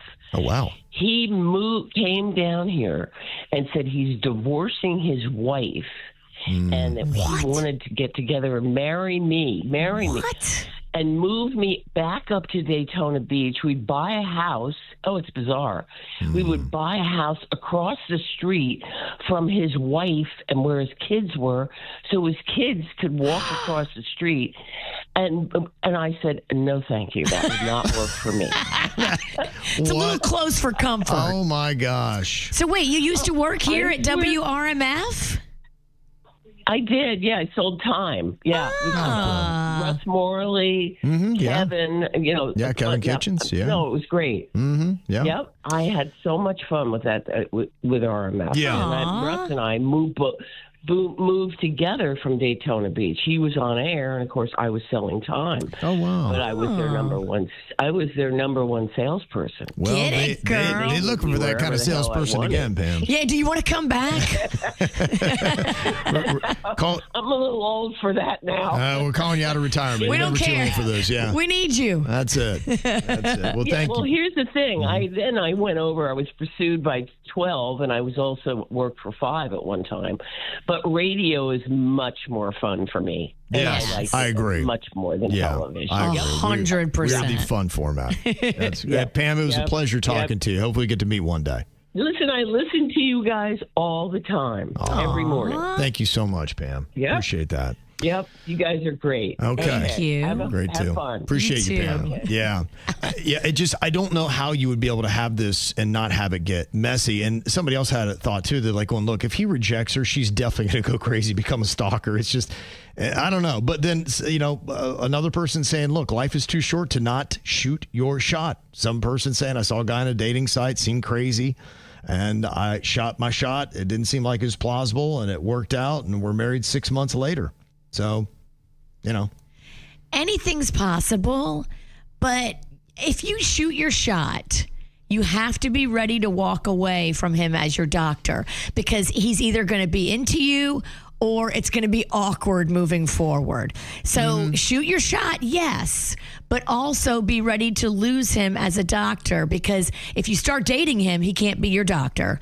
Yeah. And if he shoots you down, he can't be your doctor, because now you've made it awkward. Yeah, I would treat it like, how sometimes you want to shoot your shot at another job that, if you go actively for this job, you'll probably lose the one that you have, and you could blow a lot of stuff up. So you've got to have another resting place if you actually shoot your shot. So totally. You're right. Do the prep, get ready, expect it to go terribly wrong.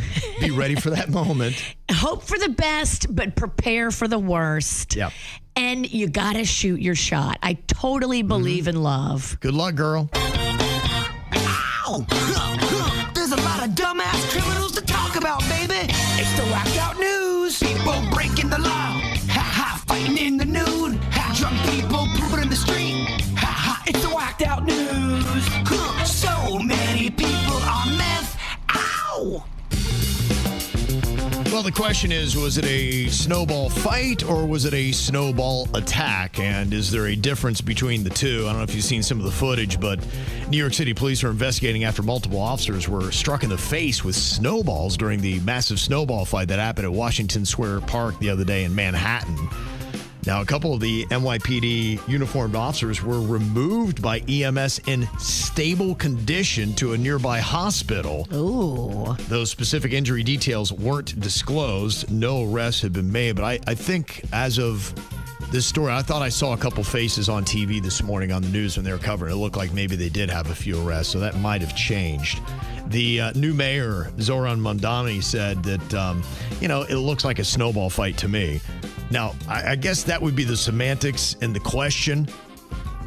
To me, it looked a little bit more like a snowball ambush. And when you have a crowd of people throwing snowballs at only a select few number of people, that's not really a snowball fight. A snowball fight is when you have everybody throwing snowballs at each other equally. Engaged. Yes. All parties have to be engaged. It can't be a sneak attack. Right. That felt more like a snowball ambush. And I think that's different than a fun-loving snowball fight. And I would also argue, unfortunately, we are just not in the environment in America where we can have this kind of exchange. If we were in peaceful times and everybody loved the police and everything was all good, then that might be one thing you could do if it's an actual fight, not an ambush. And so I think the mayor's kind of saying it's all good, it's just fun, just keep it fun. I really think if you throw snowballs at a police officer to the point where they're admitted to the hospital or at least taken off by an EMS, you've gone a little bit too far. And I think that they need to step in and say, yeah, we just can't, you can't be doing that. Because look, we don't throw anything at our police or our EMTs or our first responders, or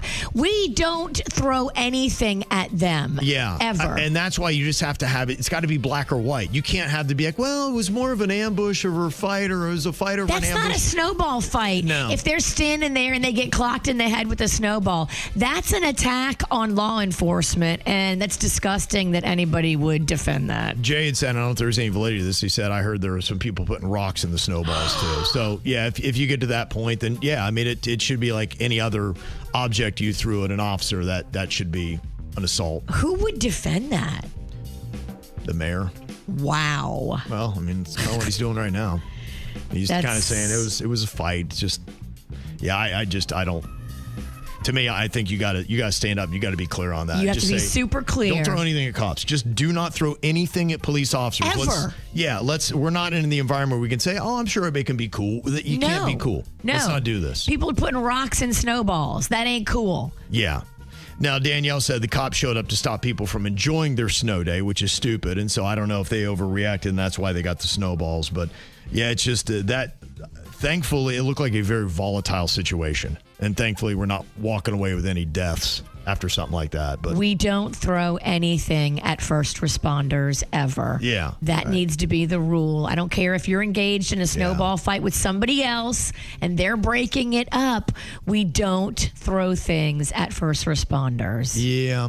I'd make that crystal clear. And I think that's what the mayor needs to do. Just say, let's not do this again. Just don't throw anything at our police officers. Okay. Thank you.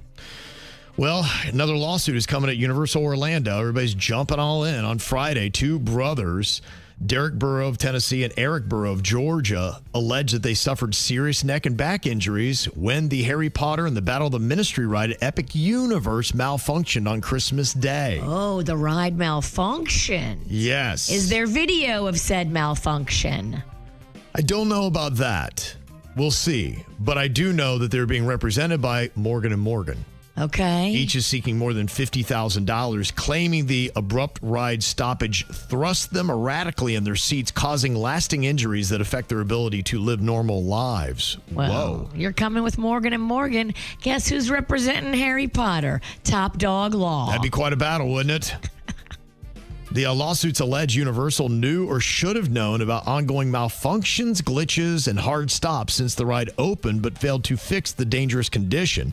Now, John Morgan of Morgan & Morgan is saying the brothers continue treatment for injuries, including disability, impairment, disfigurement, mental anguish, and medical expenses and lost wages. I can't believe they're only going for $50K. Disfigurement? If I'm disfigured, you're giving me more than $50K. Mm-hmm. Now, online users have reported similar ride shutdowns and prolonged stoppages. Universal describes the attraction as using 16-passenger omnidirectional lifts that move riders in multiple directions, but they didn't immediately comment. So we'll see what happens. But boy, I mean, they're just really stacking up. This is the new thing. We're going to sue everybody. Yeah, it's just a lot right there at Universal. And this is just since they opened the Epic Universe. And I know they got a big class action lawsuit too. Let me just be like, wow, what's going on there? Now, a routine trash pickup in Ohio suddenly turned into a police bus. I don't know if you saw this, but the video is amazing. There was a sanitation worker that was doing his normal route when he grabbed a garbage bin and lifted the lid, only to jump back in shock after finding a man hiding inside. Oh, damn. There's a dash cam video that caught the whole thing, which is why you get the front row seat to the whole thing. And you're like going, the guy's like, I can imagine if somebody, you're a garbage man, somebody pops out of your can, you're like, what? Was he in there to punk the garbage man? No. What happened was this was a guy that was running from the cops. They had been trying to pull him over earlier, but he bailed from his vehicle and he took off running. So the police had set up a perimeter to hunt for him. They didn't realize that he had ducked into a nearby trash can to hide. And then, of course, it's trash day. That's why the can was out by the curb. And then immediately you can see the sanitation worker pointing to the cop. Be like, oh, we're good. Get him. He's in the can. And then the cop goes right after him. Yeah, pretty crazy, though. Well, I don't know if you heard this. Bobby Edwards, the co-creator of the Squatty Potty toilet stool, is now facing child pornography charges in Utah. Denny's is a proud proponent of the Squatty Potty, and he just doesn't love it. He owns it. Yeah, I know, but I don't know what you do. That's tough. I mean, if it's really helping unclog the pipes. Yeah, I don't know. Thanks for letting everyone know, Virginia. Yeah. I mean, how do you feel now knowing you support a guy that's into like kid porn? I was very sad when I saw that story because I do think it's a great invention. I'm trying to separate the man from the product. Now Denny's has got hit with this moral dilemma. Does he continue to poop well, or does he stand up against child pornography? Gosh, that's tough, man. Good luck. There's a man from Iowa who is facing 13 child pornography possession charges after admitting it during a job interview to become a sheriff's deputy. Oh, no. What the? I mean, what? Whoa. Geez. Oh, no. Come on. We got to look into this guy. What is going on here? What are we doing? Well, there's a new strip club opening up in Canada right next to a dance studio for kids. Oh, that's a little close. Yeah. And, right next? Yeah, apparently right next, and people have comments. Yeah, right. In that little joint? I thought they weren't allowing any strip clubs around here. That's blowing my mind right now, actually. This is big news to us at the lodge. I don't think most reasonable people would think putting a strip club next to a children's school is a good idea. I suppose in this case, at least one person does. However, it'll be interesting to see what the city council thinks of this. Well, they can just dance on the same plaza all the way through life. They start learning to dance young, and then they just, eventually one day when they turn 18, they dance right next door. No, we're trying to keep them off the pole. Oh, Kevin. okay. All right. Yeah. You're right. Then that would be a problem. We don't show them the pole. Because it's way too convenient. It's too easy. Yes. There's a man who crashed his car after speeding away from the police, and when the cops arrived at the wreckage, they found a backpack full of drugs. Dog, you got to take your bag of drugs with you. Oh, my goodness. Yeah. What a dummy. What a dummy. Exactly. There's a 56-year-old woman who reportedly contracted a nearly fatal infection from her pet dog after it licked a small open wound or scratch on her.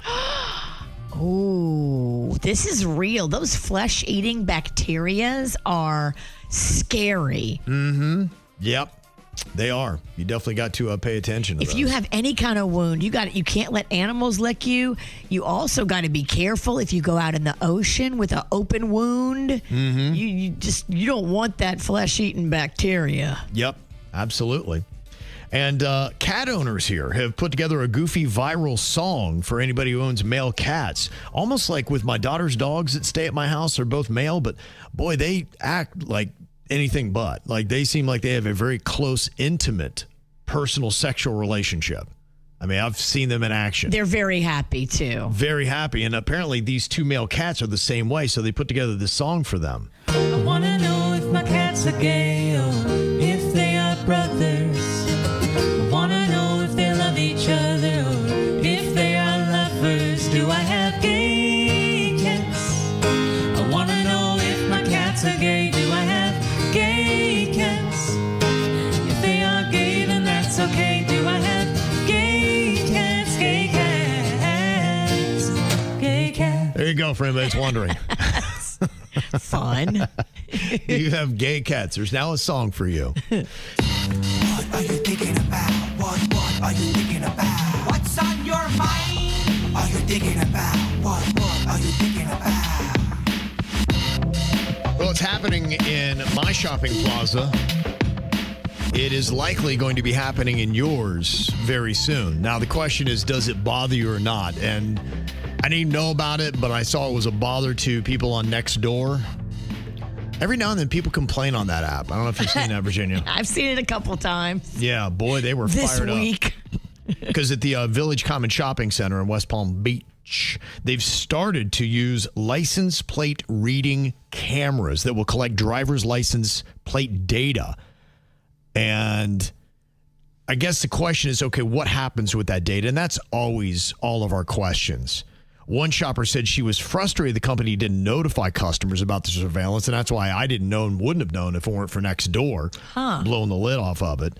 She was concerned that the private corporation, LPR cameras, would use the data for monetary purposes. And I will tell you, my email every day, I'm blocking, unfollowing, blocking. It just, I get so much crud in my inboxes. And it's maddening because you'll have, for instance, like this week, people were sending me tickets, got lost, can't find it. I have interviews that are going on, can't find it. I have too much stuff. It just, every time I go check and refresh my inbox, it's like, you have 75 new messages. And I'm like, block, unfollow, block, unfollow, block. So, to me, that's annoying. And if I'm going to get spammed by another 100 companies in my email, I really hate that. And so that is starting to get to me a bit about what people are doing with my information and selling it, because a lot of the places I'm getting emails from, I know I clearly never clicked on them, never would have gone to them. Somebody has given them my information somehow. They're selling your email address. Yeah. Now, both Home Depot and Lowe's said on their websites they use LPR cameras at some of their stores. So they are having them. They're popping up all over the place. Does it bother you that this is happening? Because it doesn't bother me until they start selling my data. And maybe that's the question, to say, well, then, Kev, they are probably going to sell your data. So then it would bother me. They're collecting it for some reason, and they need to put up signs saying that they are actively collecting your license plate information. But, okay, so I'm upset, but it's still the most convenient shopping plaza to me. I've been going there for 27 years. Now you got to walk there. Is that what it is? Yeah. Or get a bike. I mean, it's too far. And I carry big bottles of alcohol.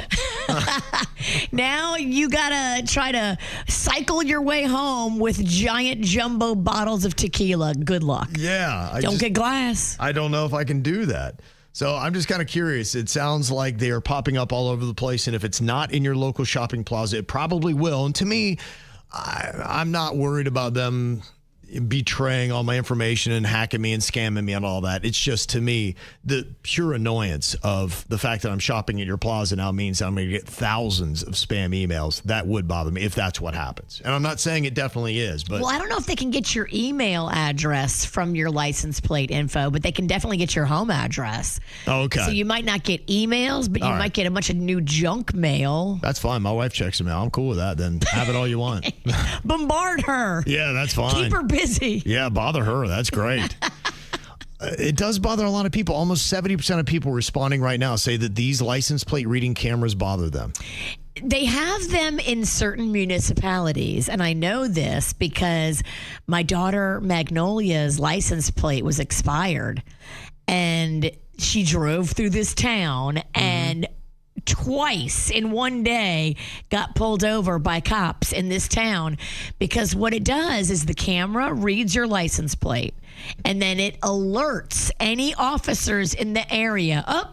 That hooker in that car right there on that road, her license plate is expired. Go pull her over. Okay. She got pulled over twice in a matter of like 30 minutes. Wow. Yeah, she was like, she had to show the second officer the ticket that she just got 20 minutes ago from the first officer. Like, look, I know, I'm going to deal with it. Wow. Yeah, so. Okay. It's out there. What you got in your mind today, Virginia? Well, we are booked. We are doing this thing, and I'm so happy that I have something for my mom to be busy doing. Okay. So she was going online and she was filling out job applications and she was applying for jobs. That sounds very productive. No. Okay, no. She was filling out job applications to work for companies that wanted to sell her a bunch of teaching materials so that she could learn how to, let's say, be an accountant. In 4 weeks. In just 4 weeks? In 4 weeks. So, I thought that was like typically a college degree or something. It is. But there are scammers now that prey on these old people that are sitting at home on the computer bored. And they're like, oh, I can work from home? I can be an accountant? And she bought the materials and she bought the package and she bought the, hey, send me everything. Teach me how to be an accountant in 4 weeks. Counting in 4 weeks. Yeah. So I'm trying to redirect her energy. Okay, I understand. I have a squirrely parent that no longer realizes when they're being scammed. And I've got to redirect her energy into something that's not a scam and something that she can still feel like she's productive and working and contributing because she's bored and she's antsy and she's got time on her hands and she wants to play. So she is going to be flying in town next month.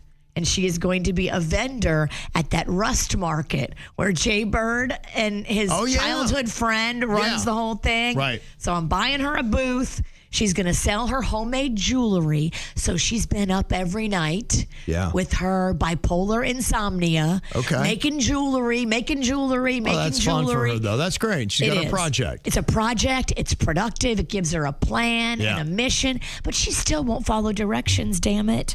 I'm like, Mom, take all the jewelry that you've made, box it up and ship it to me. So that way I can have it. It's here. I'm going to get it ready. I'm going to get a table. I'm going to get everything set for you. I'm going to get a display. Send me everything. She goes, nope, I'm not doing that.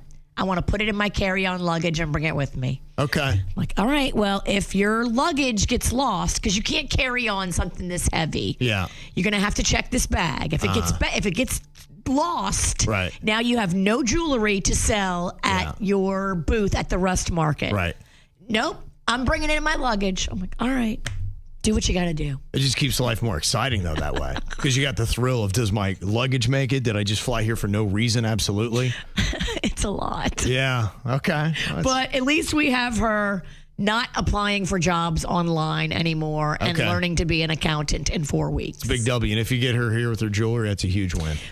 Please pray. I know you're a man of Lords, Jesus. Please pray. Yeah, I don't know. God might be like, I don't know, man. I got a lot going on. That's a tough one. You're asking a lot here, Kev. I need help. Yeah. It was just Saturday, and I was leaving Hair Club in Delray, and I noticed in the bushes on my way out, dead iguana. And I thought to myself immediately, I'm like, oh, snap. Like, it's been a good 2 weeks since we got to the temperatures that wiped out 8,000 iguanas in South Florida. And the problem is you saw them all over the place. Now you're seeing a lot of dead ones. And we found out just last week the problem that happened out in Loxahatchee when a dog got it there and ate the hind legs of a dead iguana and got the crazy bacterial infection and was paralyzed in the hindquarters. And the dog, there were two of them, got to them. Both were paralyzed. One of the dogs died. And I said, as a PSA, y'all got to know that if you got dead iguanas around, you got to get rid of them. You got to look in the bushes. Yeah, you do. Because if you got dogs and they're getting around, they will go after them and they'll start nibbling on them. And then it's really bad, the funk that those iguanas got on them. That's horrifying. So you got to keep your dog on the leash. This means no letting dogs roam. Yeah. You can't. So what do you do, though, if you notice that you got a whole bunch of dead iguanas and Denny said he has them all around his house and they're starting to stank? Do you just throw them in the garbage or what are you supposed to do with these things? Yeah, I kind of forgot about them until Saturday last week. And because we had a couple of hot days, it was really hot. I was cooking the rotting flesh. I was in my yard. I had to cover my face. It was so bad. I went back inside. I couldn't even go in the yard on Saturday because of it. So I went outside my fence and I looked, and my neighbor's got a giant tree. And we had a harem of these things before the freeze. They all died in that tree. They're in the tree still? Some are in the tree, some are on the floor, they're at different levels of decay based on if animals were eating them or not. So your neighbor's just letting them hang? So it's kind of a weird situation because the house next to me is a veteran's house. So there's not really anyone to take care of this stuff. It's run by nurses who watch over veterans. Oh. You know what I'm saying? It's kind of a weird situation. So the people living there might be disabled and they can't. So the people living there are certainly not getting iguanas out. And then the staff that helps them is certainly not going outside and getting iguanas because their job is to take care of the patients. I think Denny's might need to get a shovel. Well, herein lies my question. I'm in this weird situation where it smells terrible, and we've had luckily 2 days of cold weather, so it hasn't been bad the last 2 days. Today's the day. But it's supposed to get hot again, and I know that stank is going to come sweeping through. So the one it was just in shambles behind my house, and I didn't want my dog getting it. So that's outside the fence, so I wasn't too worried about her getting out there. But I just put on some gardening gloves, and I pitched it into the trash can. Good. But there's probably... 14 more. And I don't know what's going to happen, but if it starts stinking like that, I can't even be outside in it. It's that strong. I think what's going to happen is if you know that you've got iguanas around and we do get a cold snap that is prolonged like we'd had. And I don't know if we'll get another one in 10 or 15 years, but you just have to know immediately. I got to go check the perimeter, everything in my yard, see if I got dead iguanas, and you want to get them right away and get them in the trash can. I assume that's how you do it. If that is the wrong advice, somebody correct me immediately, because otherwise I don't know where you'd put them.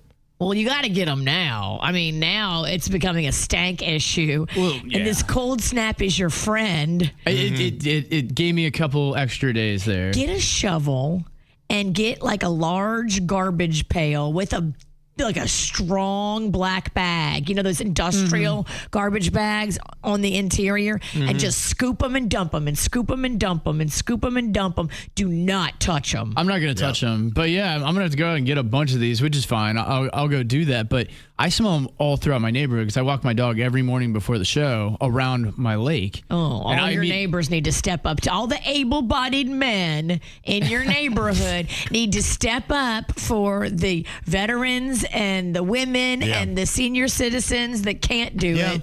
I'm looking at you able-bodied men in that neighborhood with stank eye if y'all don't get them iguanas. Well, we got 2 days before it starts smelling bad again. You are right. Today is the day. It'll start festering today, and then by tomorrow it's just going to be unbearable. Yeah. Okay. We'll jump on that because you're right. The longer they sit there, the worse it's going to be. And those things are just bacteria traps. Well, I mean, with a name like the mouth condom diet, it's something that kind of grabs your attention. You're like, all right, what is this mouth condom diet? Well, it is the latest dumb thing that is going around on social media. And actually, the good news is finally the Chinese are doing something stupid. They're the ones that have come up with this. Mouth condom diet. What they're doing is they're lining their mouth with plastic cling wrap, and then they put a bite of food in, chew it, and then spit it out and toss it. Now, what happens when you choke on the cling wrap? There's a lot of flaws in this. There's a lot of flaws in this. Now, their thinking is that by doing this, it's tricking your brain into believing that you're eating. This is like something that girls with the eating disorder do. They chew their food and then they spit it out. Right. I've heard of that too. You're walking through all the problems that are starting to come up with the mouth condom diet that they're not thinking about because they're like, I'm so genius. I figured out how to get the joy of eating. And so that's what they're saying. They're saying all this kind of stuff. They're like, it's nothing more than just wine tasting, where people will take it and they'll swill it around their mouth and then spit it back into that bucket. Which is also a crime. Right. You shouldn't be allowed to have wine if you're not going to drink it. Yeah. No. Now, experts are saying that, look, it could intensify your cravings actually over time because simulating eating does not provide the body with energy or nourishment. And they think, well, I'm just tricking the body. So they're thinking they're smarter than their own body. But look, the body's going to overcompensate and say, hey, look, you've been putting a lot of food in our mouth, but when you get down into the stomach, look, it's like paying bills. They got to pay to all the organs to run, to pay this, to pay that. And we don't have any funds down here. So what's going on? It's like you're making a deposit, but there's no money in your account. And you're already kind of dumb because you're doing this in the first place. And now you're giving your body less fuel. So you're going to be dumber. Yes. No, you're right. And they're saying what you're doing is you're actually, the thought they hadn't gotten in their mind is they're rewiring their brain. Not for good. No, like you talked about, you're going to develop bulimia, anorexia, some other things. And on top of everything else, let's not ignore the fact that you're chewing on plastic. What is the thing that everybody's demonizing today? Plastic. Right. Microplastics. They tell you have basically the equivalent of a debit card in your body from all the microplastics. And now you're going to put more plastic. And then there's also the risk of choking. So...